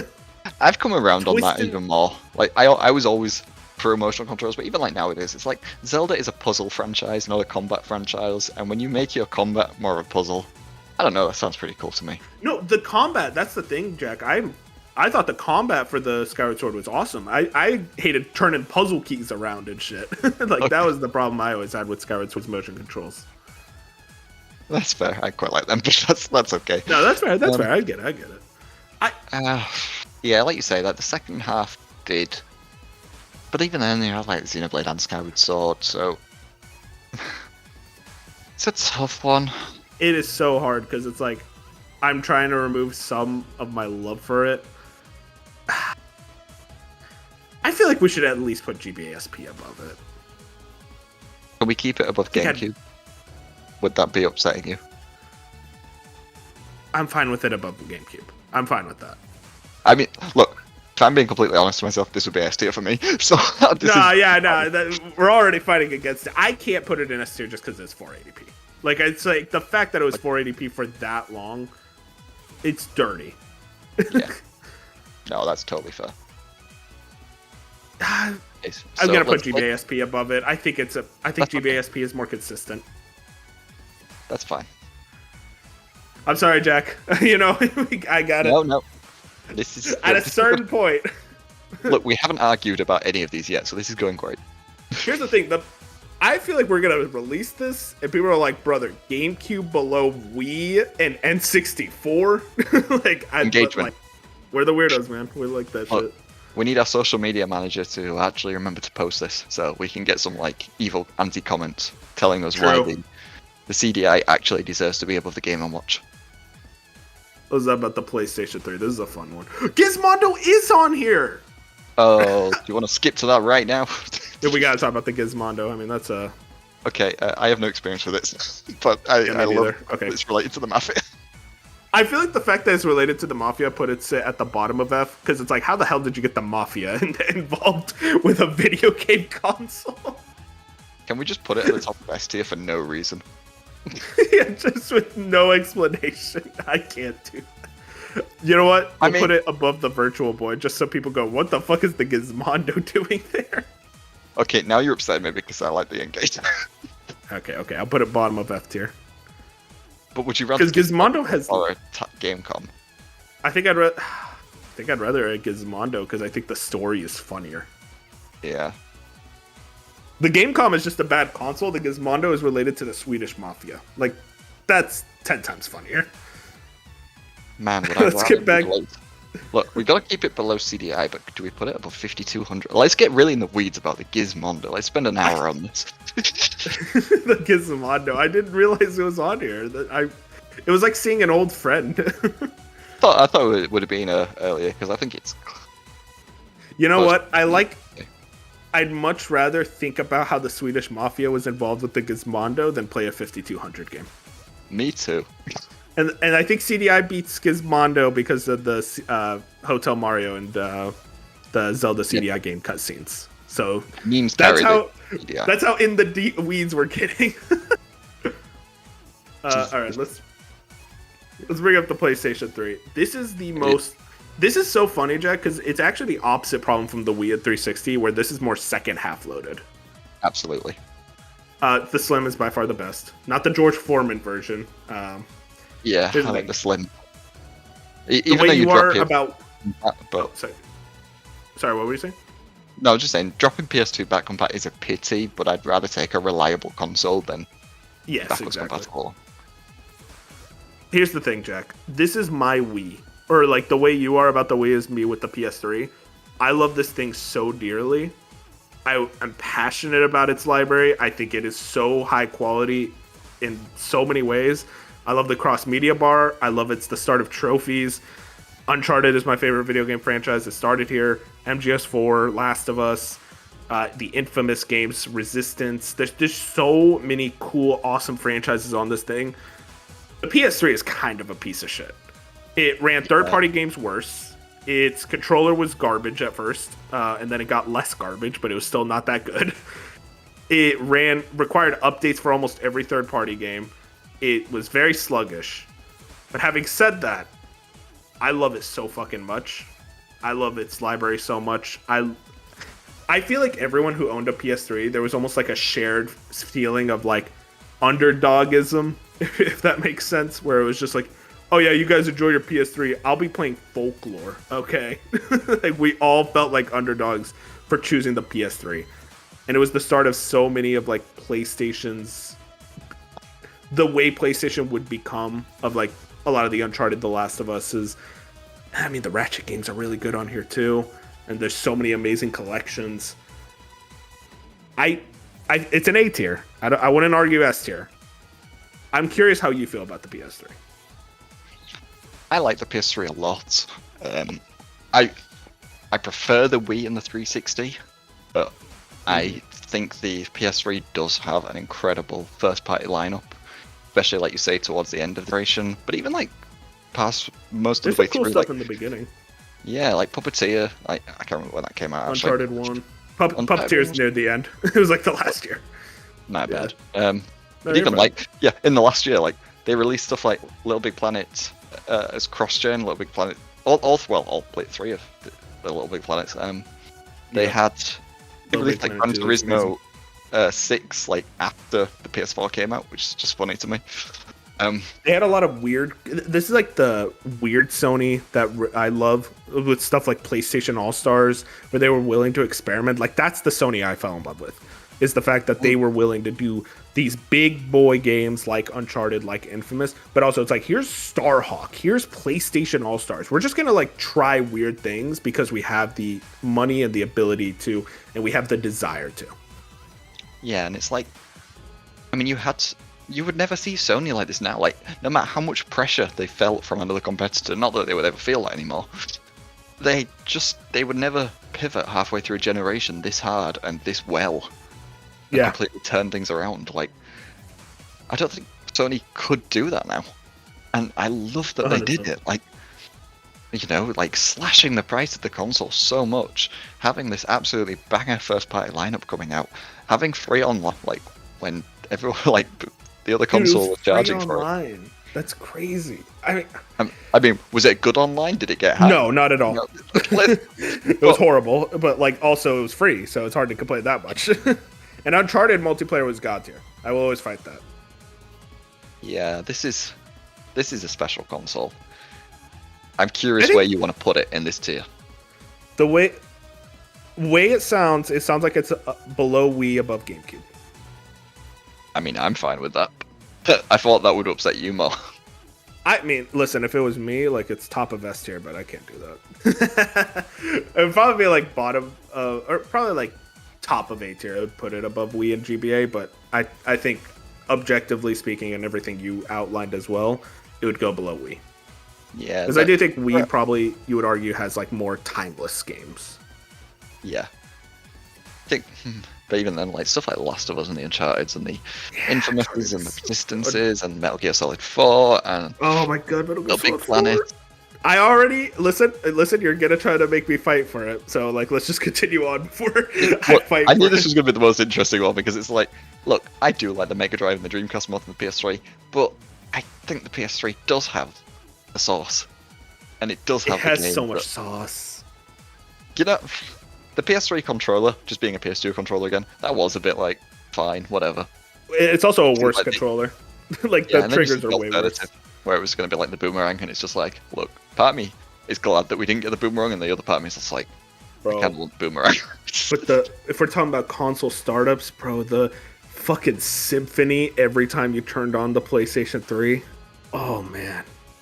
I mean, like, listen, if we're comparing like startups, I would say PS3 of the Gen 7s is the best, because it like hits you with a black screen, parental controls. Yeah, safety manual. Yeah, I do like the 361 though. Yeah, the 361 is really good. I mean, PS3 though, for me, that's just the nostalgia speaking, and also it's the symphony whenever you turned it on. Listen, when we do the console startup tier list, we're doing that. Yeah, we're definitely gonna do that. I would love to have that fight, like Game Boy versus PS4. Yeah. Moving on, let's talk about the PSP. We should probably speed up a little bit because we still have a decent amount left. PSP, I don't have too much experience with this. I do really like this thing. I think what really hurts it for me though, Jack, is the lack of the second analog stick. I feel like it wanted to do like, hey, this is a handheld that can play PS2-like games, but it didn't have a second analog stick to support those second analog-like games. So it always felt like it's like you're playing the worst versions, even more so because the controls just feel wrong. Having said that, there's a lot of really cool exclusives, a lot of amazing JRPGs, some fun spin-offs like Daxter. Though I also think this is another one, it really suffered from the second half of its lineup, or the second half of its life cycle, where it felt like they kind of gave up on it and allowed it to just exist as an emulation machine. Yeah, that was the thing. It was like, this console sold, like nearly 80 million, I think it was. It sold so well, but everyone just pirated the games that it probably didn't profit much. So yeah, the games that, I mean, like, there's some really good. There's the Persona 3 Portable, GTA Chinatown Wars, Chains of the God of War games, Peace Walker, Final Fantasy Tactics, Jean d'Arc. Like, there's a lot of cool games on here. But the problem is, it's like comparatively to like DS, it's not even close. I think like we'll get to the Vita in shortly, but the Vita, if the Vita had like, if you had a PlayStation console with like the PSP's lineup, but like the Vita to play, it'd be like one of the best handhelds ever made. But agreed. The PSP, while I did say it was more premium than the DS, and I do like it in that way, all the games on the DS just completely outshine it for me. Yeah, but easily. This was like it also felt so futuristic, like in your hand. It's a tough one. Like, I think it's better than what we're giving it credit for, but I mean, it's hard for me to pretend to like it more than I do. Yeah, that's the problem. It's one of those things you want to give more respect to it, but it feels like every time people are like, man, the PSP was really cool, like, it was so impressive, and then they never talk about the games. That's really the problem. It's like, there are good games on here, like, really, really good games. It's just comparatively to the other handhelds, I feel like it wavers. It feels like a B tier to me. Is that where you want to put it in B tier? Yeah, what were you thinking? I mean, personally, I'm more passionate about the Game Boy Color and the NES. However, yeah, I'd put it below those. I am actually right there with you. Yeah, like these two have better consoles. Impact. Yeah, I think. Yeah, I'd rather play both of those two. Like, yeah, I think that's fair. I think that's a good spot. Yeah, and also any console with a Pokemon, any handheld with a Pokemon versus a handheld without a Pokemon is pretty tough for me. I'll say that right there. I mean, I guarantee if you ask the right people, you can get Pokemon on PSP. Yeah, you don't even need to ask the right people. I think anyone could get it. That thing was very easy to hack. Let's talk about. Is that Stadia? That's Google Stadia. I mean, this is an F tier. How do you rank Google Stadia? Like, man. As a service, I guess. Should we just not enough experience, or what? Or just not rank it? It's funny. It's very funny. I feel like we should rank it because it's funny. But I'll put it top of F because at least it plays games. And like the games it play. You know, okay, here's the thing I'll say about Stadia. It did play games well. Like, it wasn't like the streaming technology was bad. I think it's just that we're both very anti-streaming. Yeah, but you did have to not only subscribe to a service, but also buy the games on top of that. Oh my god, wait, yeah. Tough. That's great. It's also very funny that they paid an absolute fortune for Red Dead Redemption 2. Like, just you know what makes this impossible to rank, Jack? Is that it's funny to put it at top of F, and then I think about it, it's like, well, obviously I'd play Google Stadia games over Atari 7800 games. I almost think we just don't rank it. Yeah, I think that's fair, because, like, it's hard to really judge it without, like, especially having played and felt the streaming tech in your hand. I think it's tough. Yeah, let's just not rank it. Let's talk about the Xbox One. I think you would agree the One S is the better version, so it should rank. Oh wait, no, there's the One X. Whichever, like, I suppose the One S is the most definitive. Like, most people. Which I gotta be real. Which one is the One X? I actually don't know. It's the one that looks like a One S but black. Wait, what? What the one next to the this one? No, the other one. Oh, okay. Man, you know, listen, you already know my opinion on this thing. I think this thing sucks. It is the beginning of the end for Microsoft. I feel like this changed the trajectory of Xbox as a whole. I would say maybe I should probably do One S because I feel like One X is like technically just a better console. Yeah, I'll just say the One S. That's fine. I'm curious. This is the you stuck with it for this one. Yes. For Recore. Did.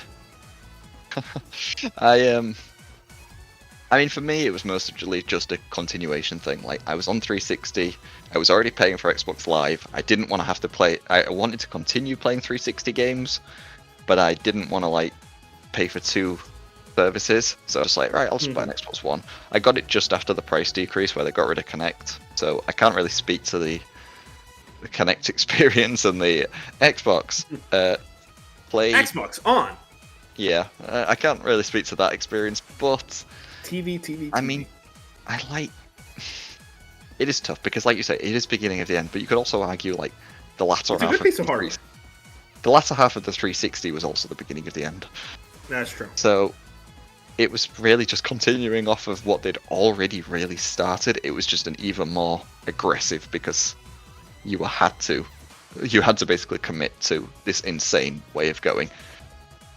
But I mean, I'd argue like the launch lineup was better than the PS4's. Oh, easily. It took the PS4 a while to get like some decent games, but it was cheaper and ran better. So it was at the same time it was tough. It's a really hard one to rank because like I did like playing on it.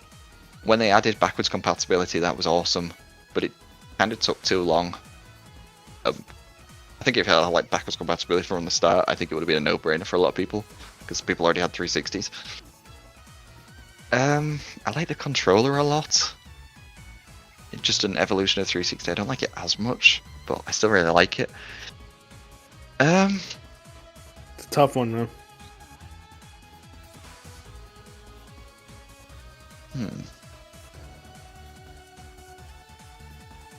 I'm feeling C tier. C tier? Sure.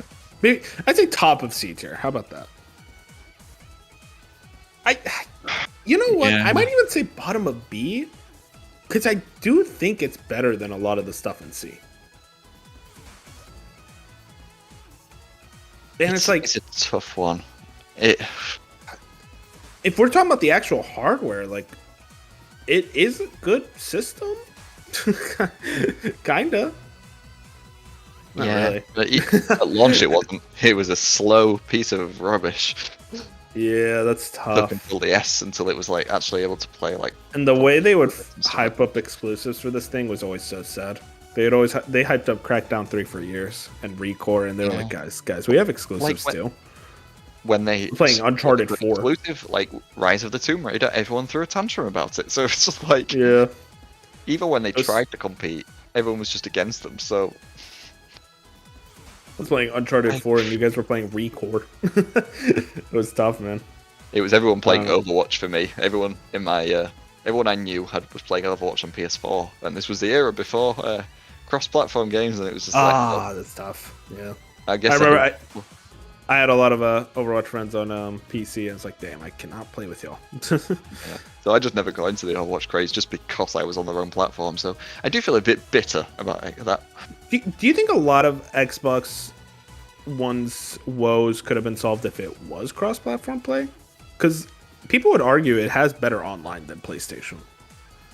Probably not, because most people just had a PS4. But still, like, this was one sold okay. Like, I think I read 50 it, like, million? Yeah, 50 or 60, I think. I think you're right, it might be 50 actually. And that was before they like stopped. That was like estimates. That's a Stopped big saying thing. what it was, yeah. But like 50 million units isn't bad. Like that's pretty good when you compare. Like the PSP was 80 million, so it wasn't like super far off that, but it was like still better selling than a lot of other consoles, like the Wii U, which are going on at the same time. And like the way people spoke about it, you'd think the Xbox was doing worse than the Wii U, and it just wasn't. It was a good place for multi-plats, but there's some good stuff. I mean, like Inside was exclusive for a month, so you can give it that. Cuphead, which is phenomenal. how do you in this moment, how are you feeling about Game Pass? Right now, I think Game Pass is a bad deal. And how did you feel about it when it was introduced to the Xbox One? It was an insanely good deal. So how do we judge that? I mean, I think you judge it from like when it was back then, when the Xbox One was around. Because the Xbox One isn't really around nowadays. It was a good deal, but there still wasn't much first party because there just wasn't much first party altogether during the Xbox One era. There was a lot of cancellations, stuff like Scalebound, Fable Legends. Yeah, see, now you're throwing the cancellations. This is top of C tier, I think. Closing down Lionhead. Yeah, it was just bad PR hit after bad PR hit. Yeah, basically almost shutting down before managing to release a banger with Sea of Thieves. Don Matrix existence. And the fact that he did leave immediately, so that's something. He did. But you could argue the person who replaced him, even though he was a real gamer, didn't do much. He introduced Game Pass, he bought Mojang, but did he really turn things around? I don't think so. It feels like Phil Spencer was almost like what they needed at the moment to try to reignite excitement for the brand, but then he kind of almost overstayed his welcome. And like by Xbox Series X, he almost should have been gone because then that's when the really bad Phil Spencer decisions came out. But this isn't an episode about Xbox as a business. I think everything you're saying. Sorry, go ahead. I was just gonna say everything you're saying sounds to me that this is a top of suitor because I do think. I mean, there's Ori. The Ori games are on Xbox One. That's true. This is also when they started putting their games on PC as well. Like, personally, yeah, de-incentivizing the console. Yeah, it did devalue the Xbox. I know people are like, oh well, you can just. People wouldn't buy an Xbox just to play Xbox games. It's just like, look, if you give them good enough games, they might do. You know, I'm really. The more we talk, I'm like, maybe this is even lower because now I'm like, let me think about Xbox exclusives. I can't think of any except the bad ones like Halo 5 and Gears of War 4 and 5. Which, I mean, I know some people like Gears 4 and 5. I just know that the Gears fans I know did not like those games. I mean, you brought up Ori, which I did pump the numbers for me in my head. I mean, the Forza Horizon game. Forza Horizon was doing well. I think Motorsport was from what I heard, Motorsport was doing pretty good this generation. Yeah, people like the Motorsports this gen. Stuff like Sunset Overdrive, which has sort of become a bit of a cult classic. Yeah, that's a good one. I think where it is now is fair. I think personally, I like stuff like the 2600 more, but if you ask me which I'd rather play, it would be an Xbox One. This is definitely so it's a weak console, I think, and in the relative to its era, really, that's kind of tough. But I'll give another point in its favor. Backwards compatibility. It did start with Xbox One. They were the ones who kind of fought for it, and having 360 games on Xbox One, that is cool. I do want to shout that out. Like I say, I almost wish it had happened earlier because, like, when I bought an Xbox One, for some reason I bought it with the assumption it would play my 360 games because I was I just was dumb. I thought it didn't, and I was just like, oh, this sucks. Let's get to the 3DS. We'll do a new 3DS. I think that's probably the best one to handle. The new 3DS XL was always too big, in my opinion. I don't know about you. The new 3DS is weird because it has exclusive games, but it's not like a Game Boy Color. It's like there's like 5 exclusive games. I think we could count this as part of the 3DS. Unless you just want to say 3DS XL just to make it not confusing. I mean, we did the Xbox One S instead of the X, so it almost feels like we should do like you're right. The best version of the original console rather than any of the Pro versions. Yeah, even though I think we should consider new 3DS features. Yeah, let's just consider a lot. But in doing so, we also have to consider how long this damn thing went on for. Yeah, that's true. I mean, but as you said, you alluded to earlier, the first party lineup of the 3DS is insane. Kid Icarus Uprising, Fire Emblem Awakening, Super Mario 3D Land, Zelda Link Between Worlds, Ocarina of Time 3D, Majora's Mask 3D. I will say that out loud. I know you hate it. I do want to shout it out. I do want to say, though, as a Pokemon fan, this is when the Pokemon games got a lot worse. I have a personal love for X and Y, but like it's not. That was like the start of things going bad. I don't like Sun and Moon, but also it's like Pokemon games are still Pokemon games. I still enjoy them. So that's tough. But you could play most of the Pokemon games on your DS because it had backwards compatibility with the DS ones, and you could buy red, blue, gold, and silver. That's a good point. Crystal on, because this was when a Virtual Console started for handhelds, so you got like Game Boy stuff, which was really cool when that started coming. And I mean, there's even more stuff. Pushmo, the 3DS Virtual eShop, had a lot of cool stuff like Pushmo and Dylan's Rolling Western. What was that one game? Animal Crossing New Leaf. I love that game dearly. It's still my favorite Animal Crossing. I always think about, technically, before Pokopia, Pokemon Y was the highest rated Pokemon game. I don't know why, but I just think that's funny. I also don't like Fire Emblem Fates, but Fire Emblem Echoes, that's a great game. And obviously Awakening, as I mentioned earlier, I love that game to death. Luigi's Mansion 2, a lot of people have their problems with it, but that's still a Luigi's Mansion game. It's a great game. Metroid Samus Returns finally brought the franchise back. And also, we do need a shout out, this is the first Smash Brothers game on handheld, which now is antiquated because Ultimate exists, but even though I have my issues with Smash 4, it was a cool-ass feeling to play Smash Brothers on the go. Mario Kart 7, great game. even if it kind of got invalidated, where you don't really have any reason to go back to it. There's just a really huge lineup on 3DS that I think adds a lot to its mystique, in my opinion. Yeah, it's interesting because there's like, with like say the PSP, you mentioned like the only one analog stick being an issue, whereas with the 3DS, it never really bothered me. It just only because I think the games were designed without it. Like, it feels Yeah. like the PSP, they wanted the second analog stick, and there's a couple of 3DS games like Kid Icarus Uprising is one where second analog stick would have helped, but it wasn't like a thing that just ruins the games. Yeah, and when they finally added it to the new 3DS, it was like it was a cool addition, but it never felt necessary. It was just cool. Yeah. The 3DS it's a weird one because it's like it has an amazing first party lineup, but then it also has like a lot of games that are just sort of okay, like New Super Mario Bros. 2, Yoshi's New Island, Robo Ziplash. Yeah, see, now you're mentioning the bad ones. Yeah, no, that's a good Mario point. Sports Superstars, all the Mario parties on this thing were kind of mediocre. There was sort of like that era where everything was just sort of like There wasn't. generic. That's the thing. This was the start of like. Wii U is way more of a bad offender of this, but this was the moment of like boring Nintendo, where they just kind of did stuff like Mario Party 10 or New Super Mario Bros. 2. It's like, oh, they're not really even trying now. Like, they're just releasing this for the sake of releasing something. But like you said, like stuff like A Link Between Worlds kind of just makes up for all of that alone. Yeah, that game is so good. Animal Crossing New Leaf is so good. Fire Emblem Awakening. Oh, man. This is tough for me. I like it more than GBASP. I'll say that. Yeah, I could get behind that. Wouldn't put it as high as DS Lite, personally. Yeah, top of A. That sounds right. Because I think those flaws you mentioned are definitely there. Yeah. Did you fuck with the 3D? No, not really. I played me it a few neither. times, but I don't know. It was just uncomfortable to constantly be worrying about whether you sat in the right place, and Agreed.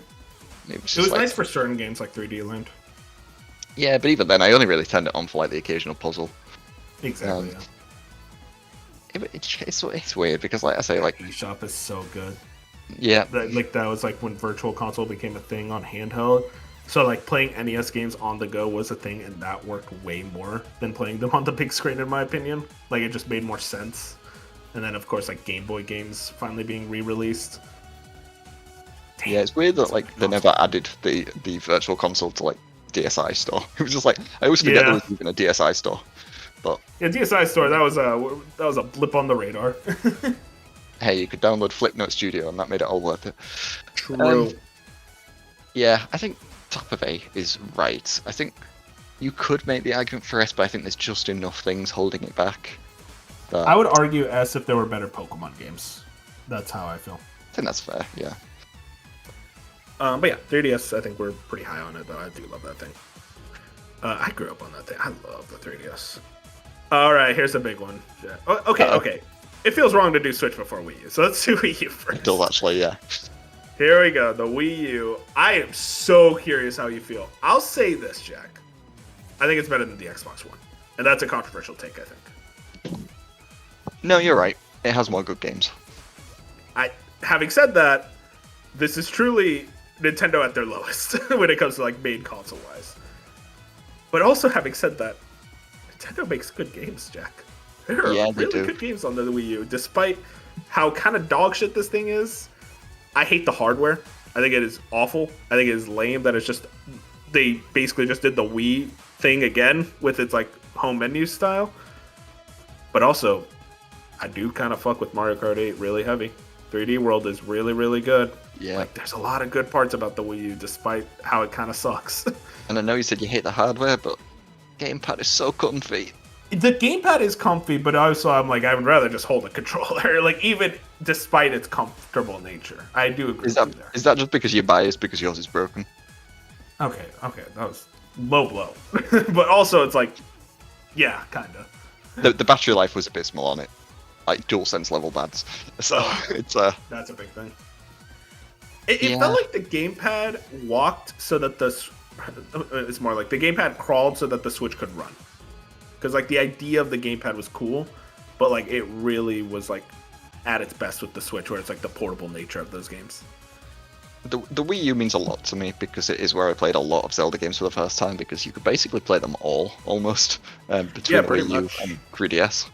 So it was just like you could just the Virtual Console. I had like folders full of different franchises, which was always really cool. You had like Wind Waker and Twilight Princess HD, which even though I'm not a remaster guy, those were probably the definitive versions of both those games. Yeah, easily. I mean, you did have Breath of the Wild, did release on here, and it was the reason to buy a Wii U for years, because you were like, oh, I can't wait for Zelda Wii U. Even though no one really played it on there. Like you say, Mario Kart, Smash, they were great on here. 3D World, I absolutely loved on here. Even before the Switch version made it even better, it was still great on Wii U. Yeah, it was still pretty good on Wii U for sure. I do think there's a lot of bad stuff on Wii U though. There is, but That first year was rough. It felt like it took forever for good games to come out for it. But then it's like, damn, I think about it, and it's like, oh, Pikmin 3 was on Wii U. Pikmin 3, Tropical Freeze, Bayonetta 2, Tropical Freeze. I mean, technically, this is where Rayman Legends is gonna be exclusive before they change their mind. Super Mario Devil's Maker. Third, Game of the Year. Yeah, Devil's Third, that's up there. It's It is funny looking back. Do you remember early Wii U where they were like ports and shit, like Arkham City Armored Edition? There was, and like the launch lineup was pretty mediocre. Like New Super Mario Bros. U was a terrible launch game for the Wii. It's not like a terrible game, but it was a really bad launch game. It's a very average game, but it's like that's what you're gonna launch the console with. Yeah, and it was still cool seeing a lot of Splatoon Nintendo got games its in start HD here. after. Yeah, like I mean, you said like the Wii. The problem with the Wii was that it was 480 in an HD generation. It was really cool seeing games in HD on a Nintendo console. That's a good point. It just wasn't. Yoshi's Woolly World. Yeah, which people have turned around on apparently, and people don't like that game now. And Okay. That's crazy compared to Crafted World. Like Woolly World shits on Crafted World. yeah, listen, I'm sick of hearing it too. Captain Toad Treasure Tracker. I mean, There's a lot of cool games. There was a Wii inside this console, which is funny. Yeah, the Wii mode. Um, But then it's like you think about it, it's like 2016. There were like no games at all. It was like Pokken Tournament and Mario and Sonic. how could you forget Star Fox Zero? Yeah, Star Fox Zero was such a bad game. Like that was truly awful. Animal Crossing Amiibo Festival, Mario Party 10. There's a lot of bad games on Wii U. I agree that it should be above the Xbox One. It's tough to put it somewhere. I think top is C. Right here. I think that's fair, because like, yeah, it does feel weird saying it's in the same tier as like the Game Boy Color. Yeah, because it's by far the worst Nintendo home console objectively. I think you could. Objectively, yeah. Yeah. Even though I think I'd rather play a Wii U over NES personally, but I don't think it goes above it. But yeah, okay. Shoutouts Wii U. Maybe not shoutouts. All right, let's talk about the Switch then. I feel like this is the opposite. I think Switch is one of the best Nintendo consoles. I feel like the library is absolutely insane. I think there's just this all-timer, a list of games. I think third-party support definitely improved. I think indies are really amazing on not Wii U, the Switch.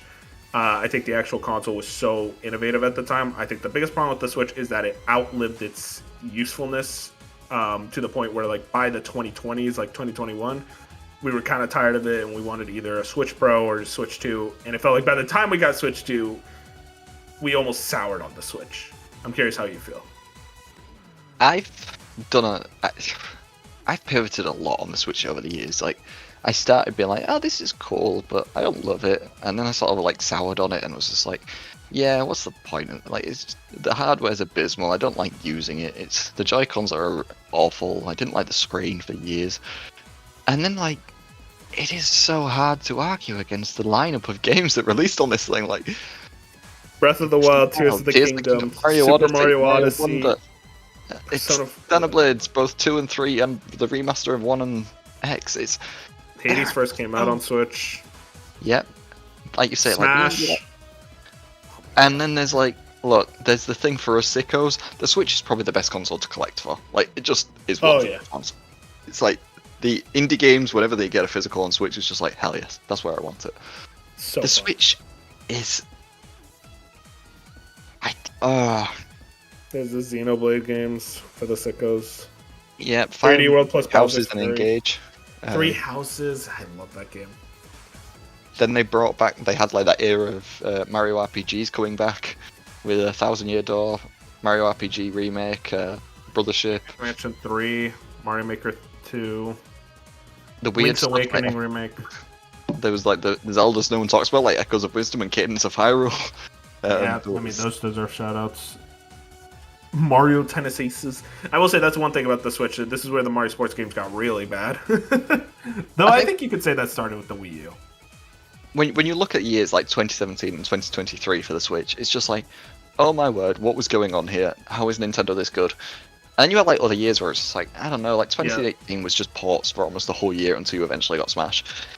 And then there was like 2021, I remember, was quite slow. 2020 had like Animal Crossing, but there wasn't much. It feels like a console of high highs and low lows. Yeah, it's very But similar even to the the lows Wii. aren't that low. That's my thing. It is very comparable to the Wii for me. It's like it was a console that was far less powerful than its competition, and definitely felt like it towards the end. It had a great first-party lineup though. Mario Odyssey is better than 90% of video games. 99% That is of true. video games. Yeah, I think that's true. Ugh. I feel like the games are just so high quality that it almost supersedes a lot of its issues. But like you said, man, that hardware, we got sick of it real quick. Like way quicker than any of these other consoles where we're like, damn, But this if- thing if you- is old. If you kept it in a dock and bought a Pro controller, which was extortionately priced, but it was one of the best controllers ever made. Yeah, that's a 10 I mean, I think that's what turned me around on the Switch so fast. It was just like, yeah, I hate using this console because I was playing it with the stupid Joy-Cons in the grip. And then as soon as I bought a Pro controller and just never took it out of its dock, you're like, oh, this is a great console. Yep. I think I think it's S tier. I'll say that. I'm not going to argue with that. I think that's fair. I don't know if I'd argue it going like high on S tier.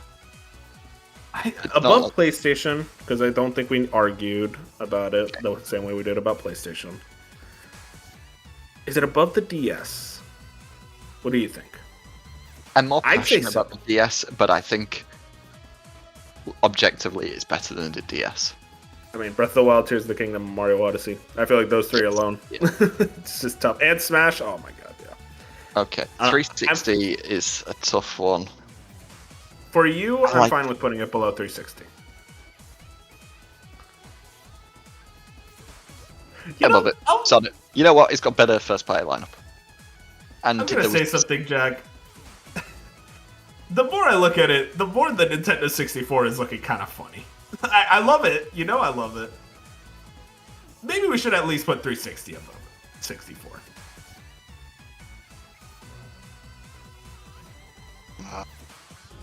You're thinking, I was oh, just you know what? I won't poke the bear anymore. We can keep 64. No. It's okay. The 64 doesn't deserve to be an S tier, but it is my favorite console ever made. So I'm trying to like. Yeah, it's hard. I know, because I love the 64 just like you. How would you feel about putting the Switch above the Nintendo 64 but below the Super Nintendo, and keeping Send the it. Nintendo 64 above the 360? Send it. I'm down for it. I'm totally fine with that. I think SNES is more consistent than the Switch, and that's what puts it above it. Yeah. I think that's a perfectly fair argument. I mean, you could make the argument the Switch is better than the Super Nintendo, but I think the Switch. I definitely think you hardware could make issues, that I think- argument. I think I complain about the Switch more than I do the SNES. But I like collecting for Switch. Yeah, man, it's a thing also, Jack. And the Every highlights. time I'm like, I higher. try to be mean about the Switch, and then I'm like, ooh, Mario Odyssey, though. Yeah, Or- Mario Odyssey is better than every Super Nintendo game. I'm sorry, it just is. It just And that's is. coming from a Zelda fan. It's like, I mean, listen, I'm Oh. down to put it. I'm down to make it right below PS2. If you're willing to, I'm willing to. Because I think the highs of the Switch are so high.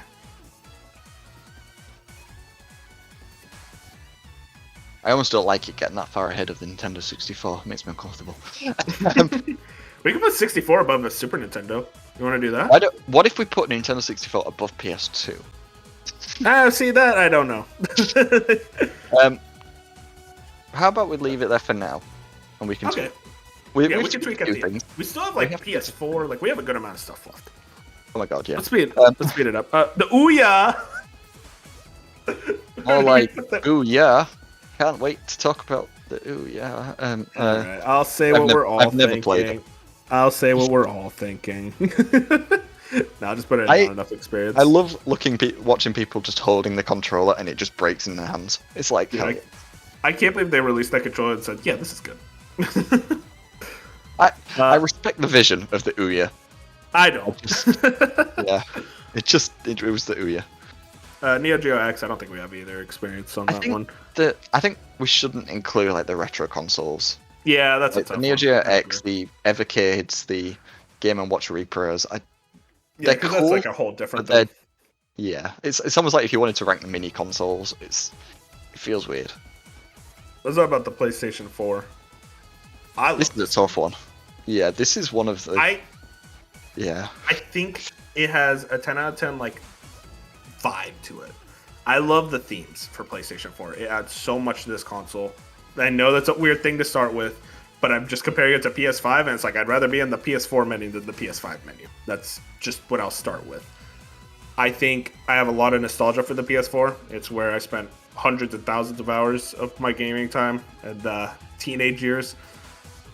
I think it has all-timer exclusives, but I also think you could argue that it kind of created this trend of PlayStation exclusives that led to kind of a boring era for PlayStation, at least for me.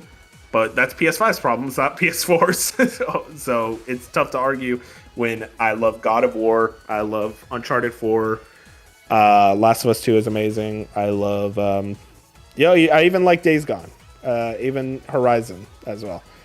There's so many legendary exclusives on this thing. It is an incredible media machine for like all the like streaming apps and obviously Blu-rays and all that. And it's like multiplayer is substantially better than it was on PS3. There's a reason why everyone bought a PS4 over an Xbox One in my eyes. I feel like this is an easy S tier. I'm okay with that. I got to the PS4 very late, 2019. Yeah, you were stuck in Recore land. I was. I keep saying Recore. I don't know why. It's just like I always think about that game. Yeah, a game I never played, but it's just like that's the game that represents me. I think it's the most Jack game that he's never played. Yeah, really. PS4 had like a bang up lineup of excuses that elixir, like especially like halfway through the gen, towards the end. Like, I mean, as soon as Spider-Man came out, everyone was talking about Spider-Man. It was just like everyone. I wanted a PS4 just for Spider-Man. There was like The Last of Us 2 hype was like through the roof. Dude, like Uncharted. I forgot Bloodborne. Bloodborne. Yeah, I mean, you said about like the PS4 exclusives getting very similar, but even like Japan Studio and Housemarque were firing through this generation. Like this was the early last... PS4, yeah.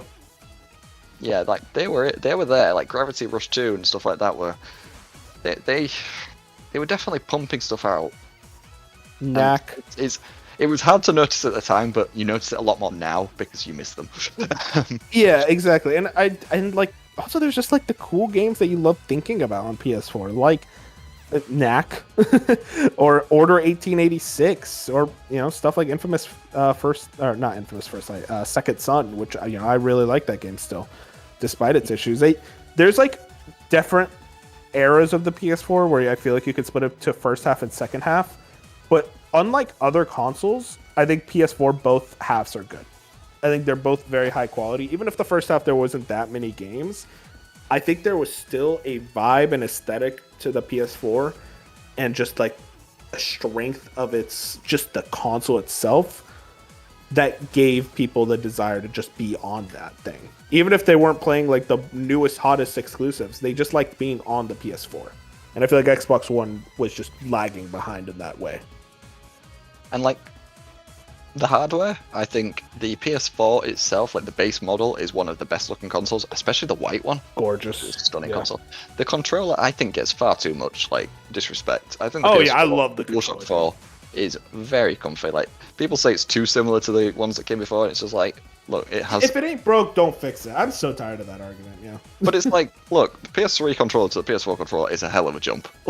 Yep. DualShock 4 is And so much I better. like the touchpad, and I mean, dude, Yeah. shout out to the share button. Like they almost kind of predicted like the social media boom in a big way, where it's like that share button. I use it all the time to this day.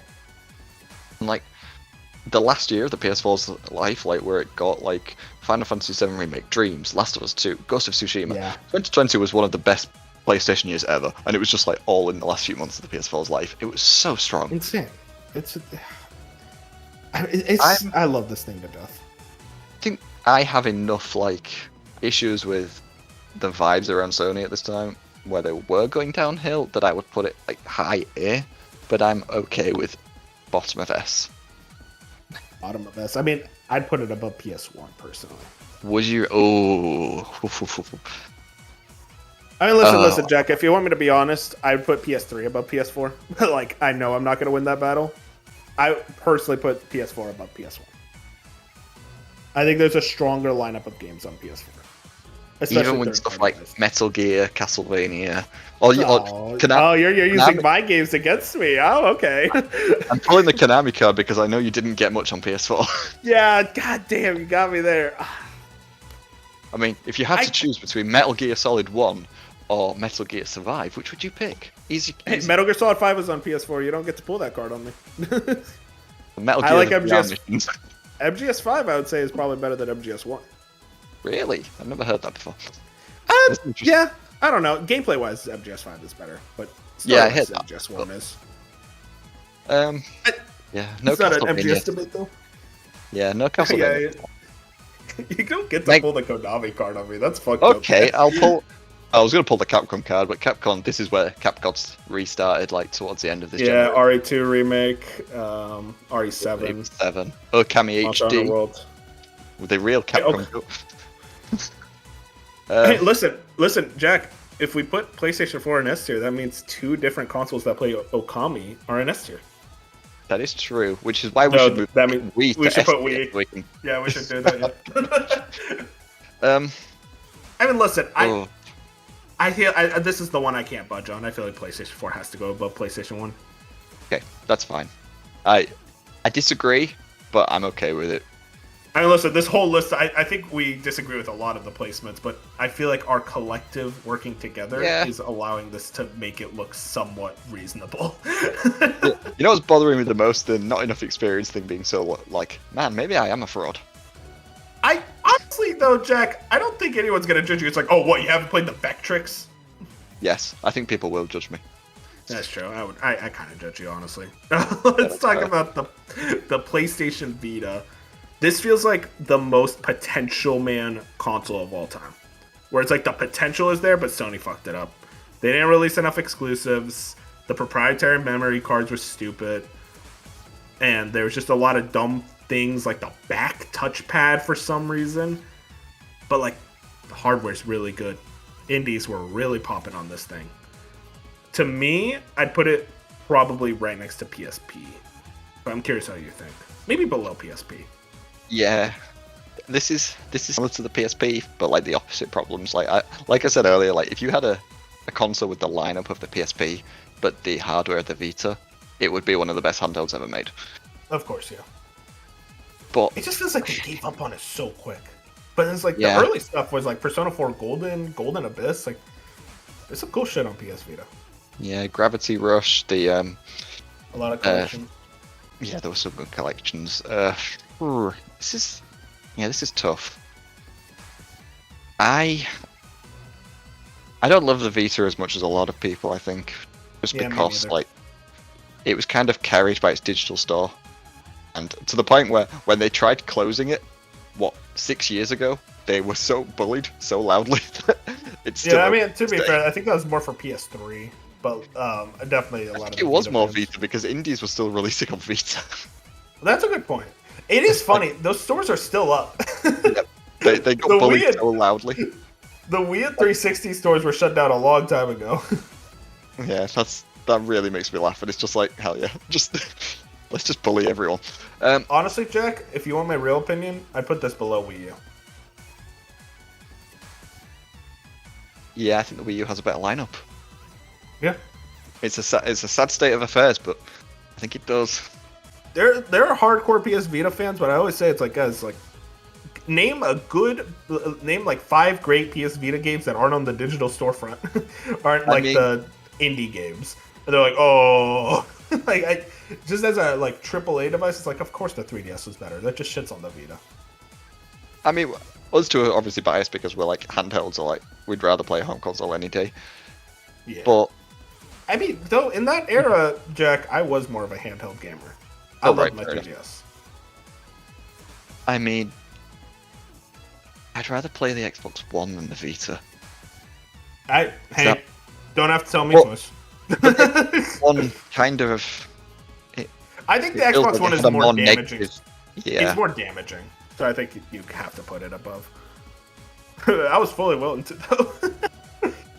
Let's get to the 9th gen. Make argument. But then if I move it below the Xbox One, I might be like, hey, I respect the Master System more. And then I'll be like, oh, the Game Boy's more important. 2600 is cool. Yeah, it's just way too many thoughts running around. Okay. Let's talk about the 9th gen, the final gen. Xbox Series S and X. I feel like I kind of want to rank them separately. I don't know how you feel, though. I'd rank them together personally because they have the same games. It is different hardware, but it's the same UI, it's the same games, it's the same controller. It's the same game pass. I'm so curious what you think of Series X now. We're midway through the generation. I think this thing is a fucking joke. You have zero reason to buy it. I'm even lower on this than I am the Xbox One, even though this is a better piece of hardware. Yeah, I agree with you. But it is a better piece of hardware. Oh, it's tough. Because it's like... Here's my argument, Jack. I feel like there are reasons to buy an Xbox One when it was still around. There's no reason to buy a Series X, because now it's expensive and there's no exclusives. So really, you're just buying it for back compat. And at that point, it's like, I'm just going to buy 360. But it is back compat. It's like free remasters of every game that you buy. Although I suppose they're not free because it's like however much the console costs. So maybe it's just... yeah. It's tough. I'm very anti. I like some of the games. Like I am a Starfield defender. I did like, but even then, like the other games that they put, like Halo Infinite and Forza, I did like them. They're on PC. That's true. And there's Redfall. I mean, put it in S then. Yeah, true. I gotta do that. The vibes are abysmal. They're so abysmal. But the back compat is nice. I just... Do you think, Jack, let's say when the Helix is out and we're doing our reminiscent on the generation, how positive do you think you'll be about the Series X? I think I'll be putting it in D tier. Yeah. And I think the one thing that stops it from D tier is just that the generation isn't finished. So... And the hardware is good. Yeah, the hardware is really good. I will give it that. It is the controller is great, but also, I mean, dude, the UI being the same as Xbox One is lame as shit. I'm sorry, Bob. Oh, you know what might move it to D tier? This is when Xbox just gave up on physical completely. True.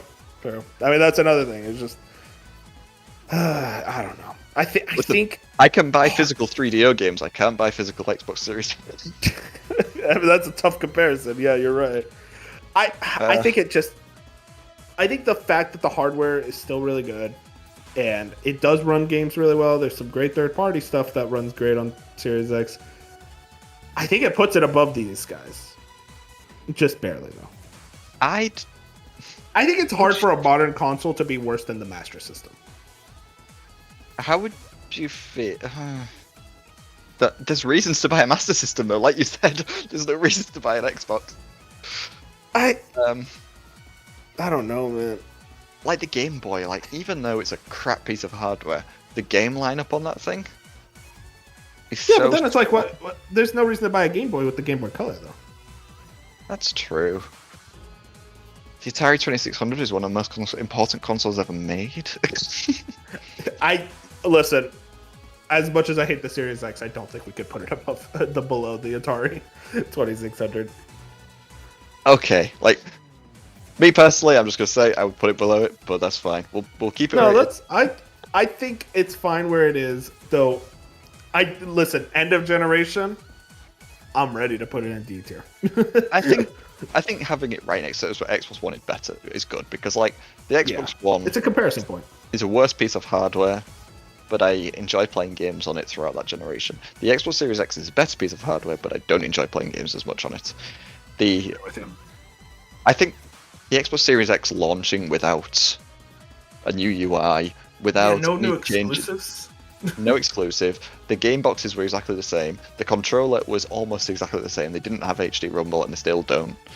The fact it just didn't even feel like a new generation for a console that should have felt like a new generation. Like Sony, you would think wouldn't want to make a new generation feel different because they were so successful with the PS4. Xbox, you'd think want to be as different as possible, and instead it was the other way around. So it was really weird. Yeah. Keep Let's it talk. Yeah. Let's talk about the system with no games. The PlayStation 5, famously no games. I'm gonna say really tough one to rank. This is arguably the hardest one to rank out of everything on this list, in my opinion. Because I have so many qualms with this thing. I still use it every day. I still really like it. I think the hardware is great. I think the UI, despite my frustration with the lack of themes, I think the UI is still good. I think the controller is phenomenal. I think there are phenomenal exclusives. And you could argue the thing about it, a lot of them coming to PC. Yes, but I do think console exclusives is different now than it used to be. And I think there are more than enough great console exclusives to really push this thing even further for me. But then this is the generation where Sony really fucked up. Where they did this live service bullshit. They shut down a lot of their legacy studios. They shut down a lot of their new studios. Oh my god, I'm choked up about it apparently. I think they are in a precarious position, at least in terms of public perception. Not in terms of monetary possession, because their competition shot themselves in the foot so many times that it allowed the PS5 to basically just win the generation for free. It is a frustrating console to me, but it's also the console I have by far the most playtime out of in this generation. So this is a very difficult one for me to rank. I'm curious how you feel. Similar, yeah. I will say, like, I gave the Xbox One crap for having putting all its exclusives on PC, so I do automatically have to give the PS5 crap for that. Yeah, that's fair. But even then, there are less games than the PS4. There's just so many less. They release like one game a year, maybe two if you're lucky. Mm-hmm. And it is a massive step down from the PS4. I think it's hard to argue that. Even though the hardware is nice, the DualSense, like, the battery is so abysmal. I know it was for the DualShock 4, but it's so much worse than the DualSense. I like the faster loading speeds, obviously, but it's not really enough to make it even comparable. Like, it has become my default, and I do like back collecting games for it, especially now that the Switch 2 is kind of crap to collect for. Yeah. So, it's definitely the best physical lineup out of the three right now. Yeah. But I mean, the PS4 Pro came out, and like nobody but Bench cared. No offense, Bench. I mean, the Pro really adds to the kind of L-ness of this console. Like they released a version without the disc drive, and then you could buy a disc drive, but it had to connect to the internet to even use it. It's like ridiculous. This was the start of nickel and dime Sony, like really aggressively nickel and diming, where you had to buy the console stand separately later on. Yeah, like they introduced the $70 games like at the start of this generation, and even worse, £70 over here, which isn't how it works. Yeah, but it doesn't translate. Yeah. And like the game lineup, while there are a lot of good ones, if they don't hit for you, you're waiting an awful long time. Like, if a game like Returnal didn't hit for you, you are spending like the entirety of 2021 just sort of sat twiddling your thumbs, waiting for something to drop. Mm-hmm. I know there was Ratchet as well, I suppose. And Ratchet was awesome, yeah. I mean, that's the thing. It's like there are a lot of great games, but it's also like, I mean, even when we get to 2022, it's like, okay, well, you got Horizon Forbidden West and God of War Ragnarok, which are on PS4. I'm personally thinking B, but I could hear the argument for A. I think this is B. We're at the same wavelength. I think it's top of B. I think there's enough good games I think the hardware is good enough. Yeah, But this is the start of really shitty Sony. Like, just the company Sony. I like and respect the NES more, but if I was to play one of them, it would always be the PS5. I'd rather collect games for the PS5. It's not going to collapse on me every time I look at it like the NES does. Yeah, I'm curious how much... I feel like... Okay, here's the real question. Do you like the PS5 design? Because I love it. I like it, yeah. I don't love it, but I like that it's different. I like that I like the UI that it's is different, yeah. Even though I don't like the UI as much as the PS4, I just like that it's different. I'd rather have a UI that I don't like as much than the exact same one. Exact same. I'm right there with you. Though I will say the lack of themes is very frustrating. Yeah. When but I also, I booted mean, the PS4 up recently, they kind of have themes now. I will say, at least like in the home screen thing when you boot up the console. But even then, it's not the same.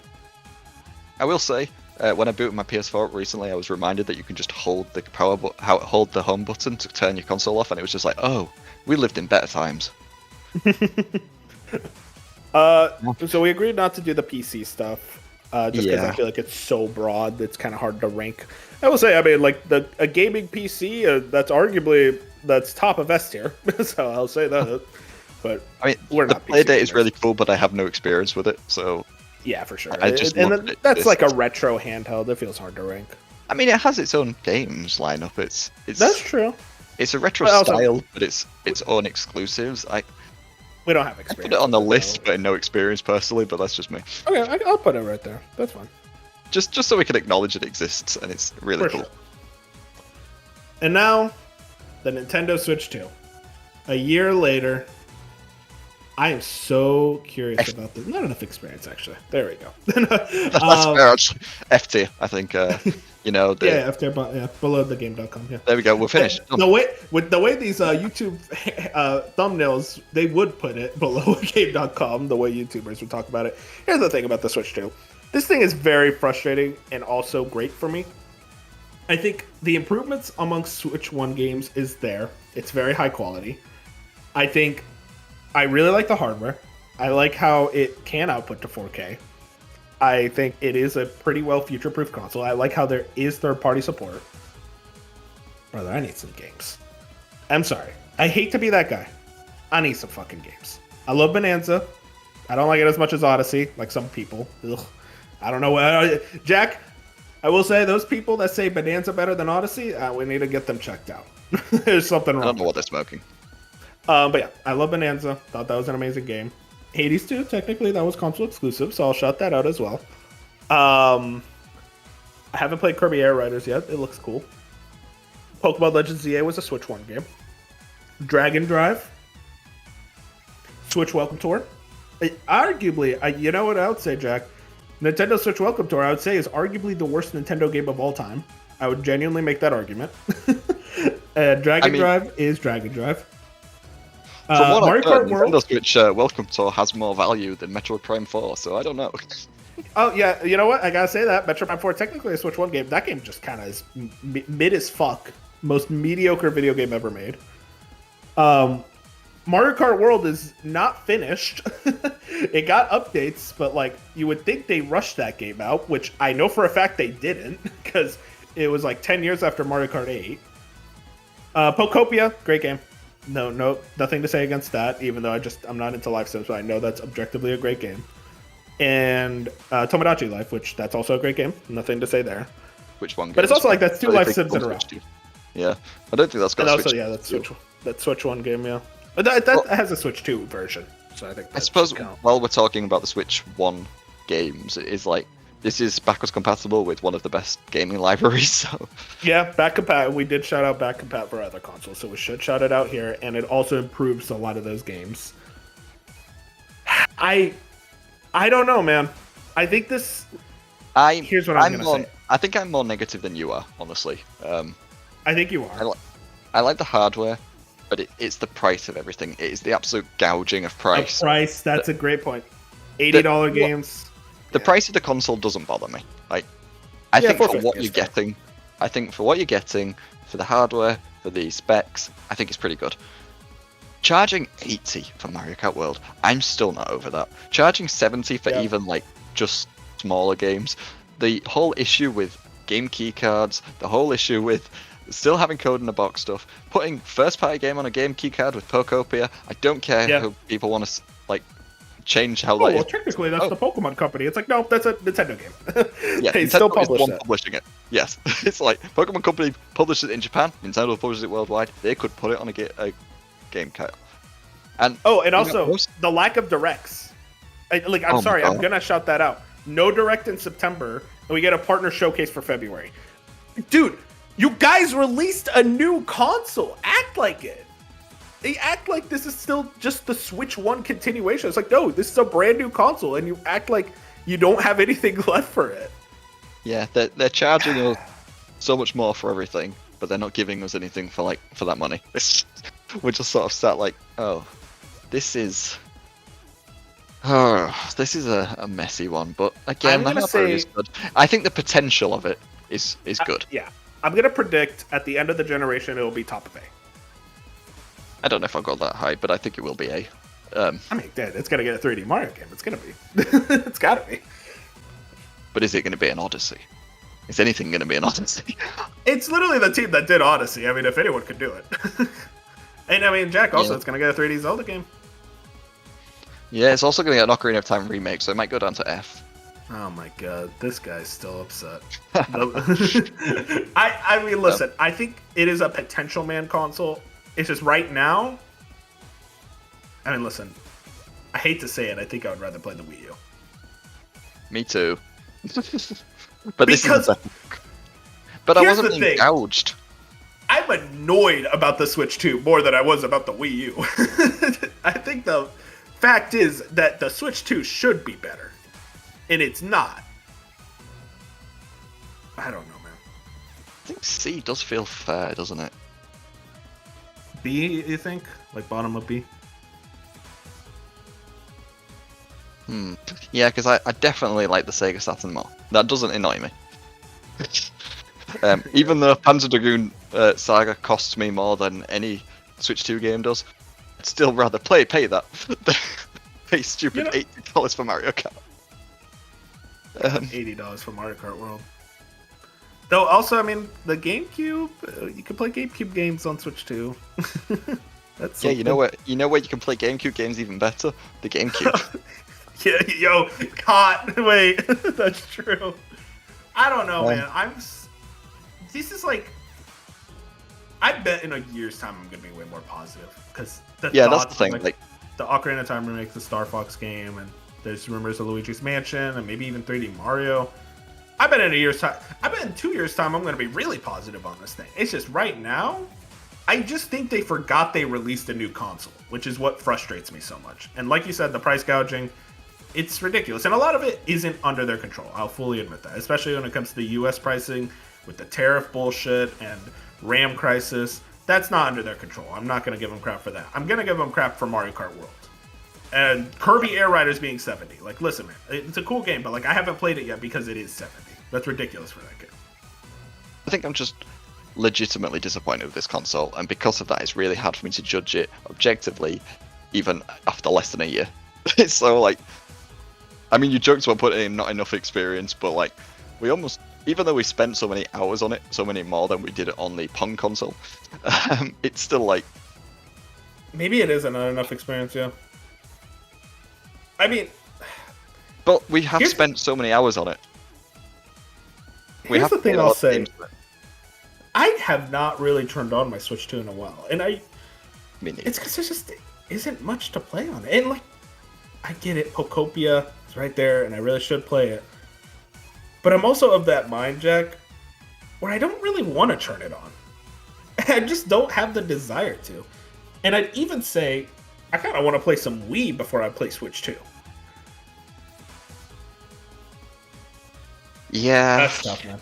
It's tough. It's... How...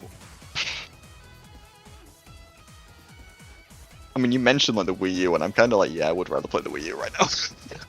How about we put Wii U in B, and then put it above Switch 2? To really create some drama.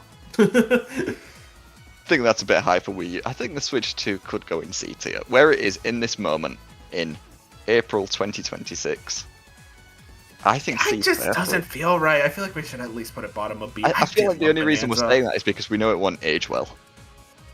But like, but Jack, I really love Bonanza. I think I would still put it just for that.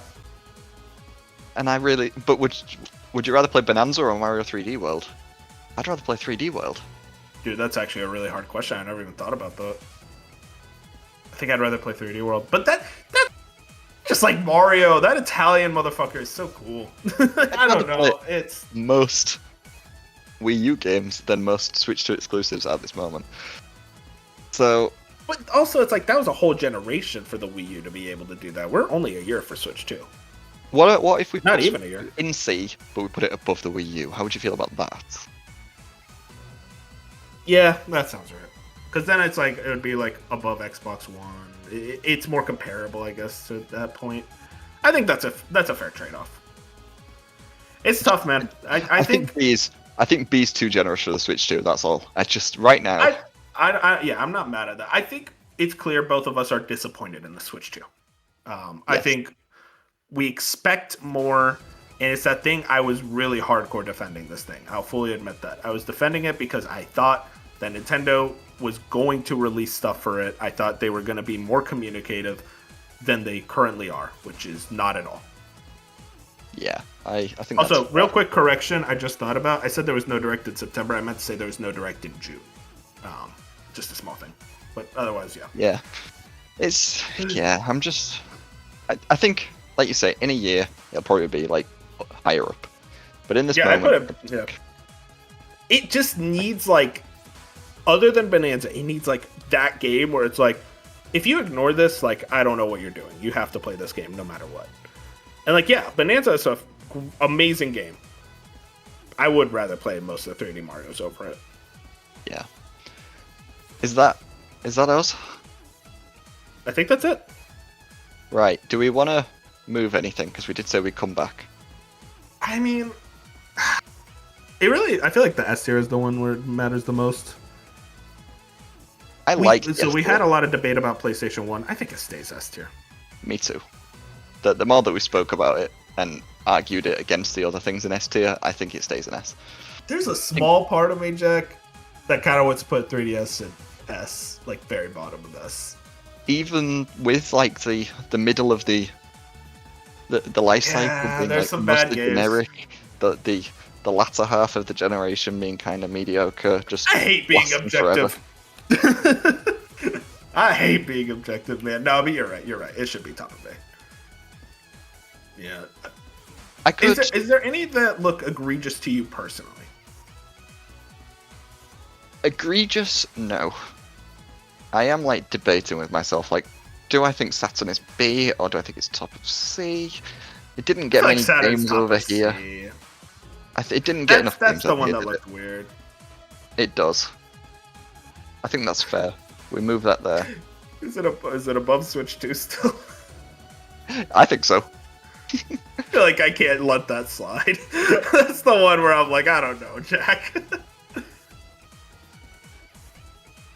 I mean, I'll leave it. Okay. No, that's fine. If you want to put it below Switch 2, you know what? Switch 2 makes me more angry than Saturn, so I will leave it there. It's gonna look real bad on Nintendo Twitter, man. You know, I'm just saying. PSP and B seems right. PS5 still seems right. Dreamcast I could put at the top of B, but I quite like it in A tier with that line. Looks right in A tier.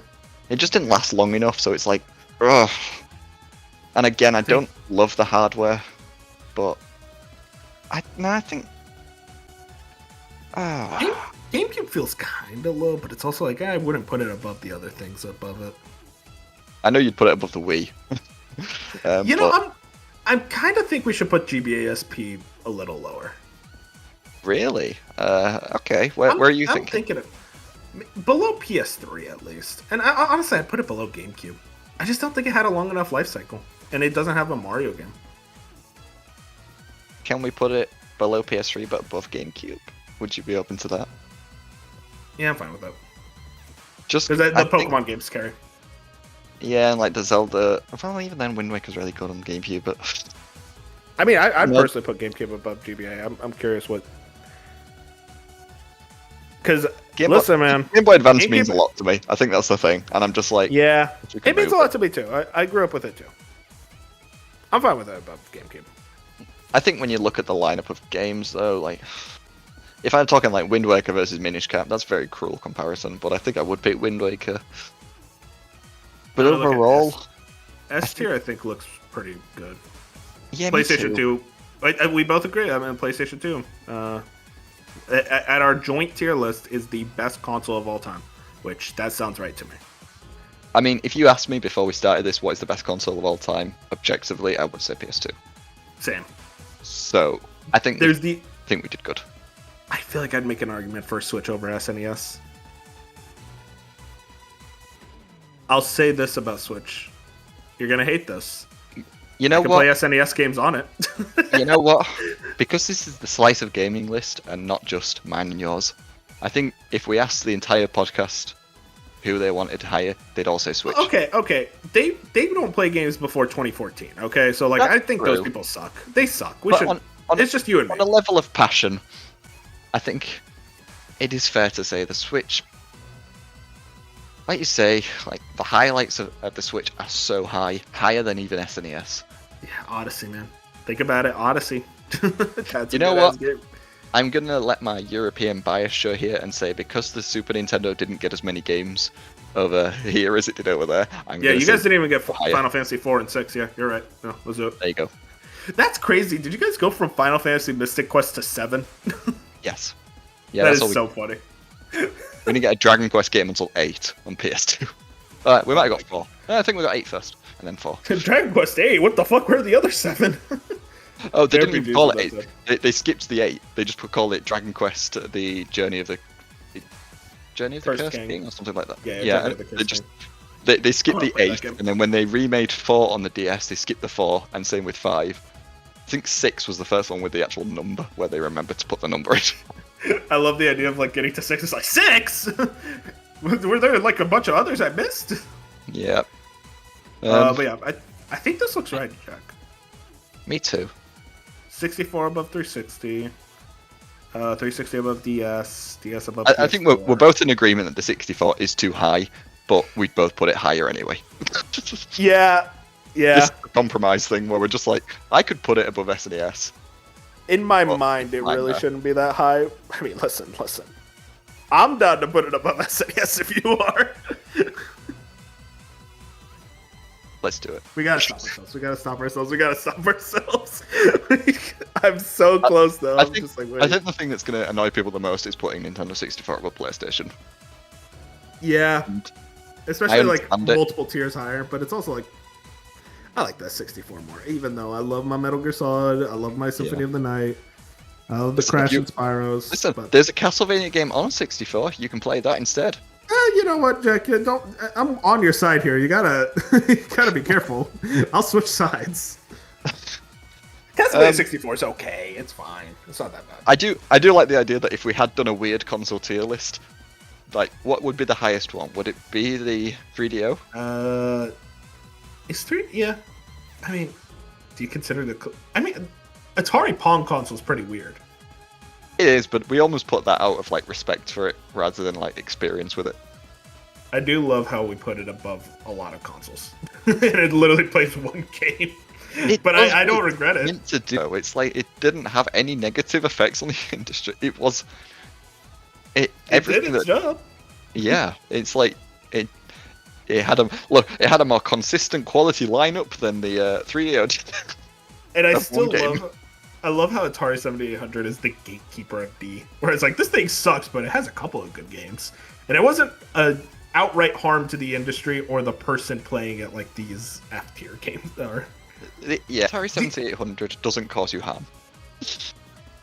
So are we in agreement then? The Game.com is the worst video game console of all time.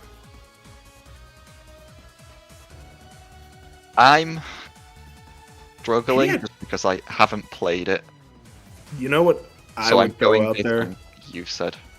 I'll throw out this. As you said, the 5200 was the follow-up to the 2600. That's like if the PlayStation 2 was dog shit. Yeah, So maybe Sure. that's the worst. I'd be cool with that. because from what I understand, you can still play a Gamecom nowadays. I don't think you can play a 5200 nowadays without it breaking in your hands. That's a good point. Yeah. But that's it, Jack. I think we talked for 3 hours, but I had a lot of fun. I really like this. This is so chaotic. Let's do controllers next. Oh, even though we kind of bundled that in with this. I mean, hey, listen, that's a debate in and of itself. Guys, if you stuck around the whole thing, thank you so much. I think we're gonna head out, though. We are both very hungry, I assume. I'm very hungry, at least. I'm very thirsty. Yeah, very thirsty. That's another one. We needed an extra voice on this call to let ourselves rest. Yeah, really. Anyways, if you guys enjoyed this, check us out: YouTube, Spotify, Apple Podcasts, Slice of Game podcast every Friday and Saturday, or Friday or Saturday, depending on schedules and whatnot. With that, I think we're gonna head out. Say goodnight.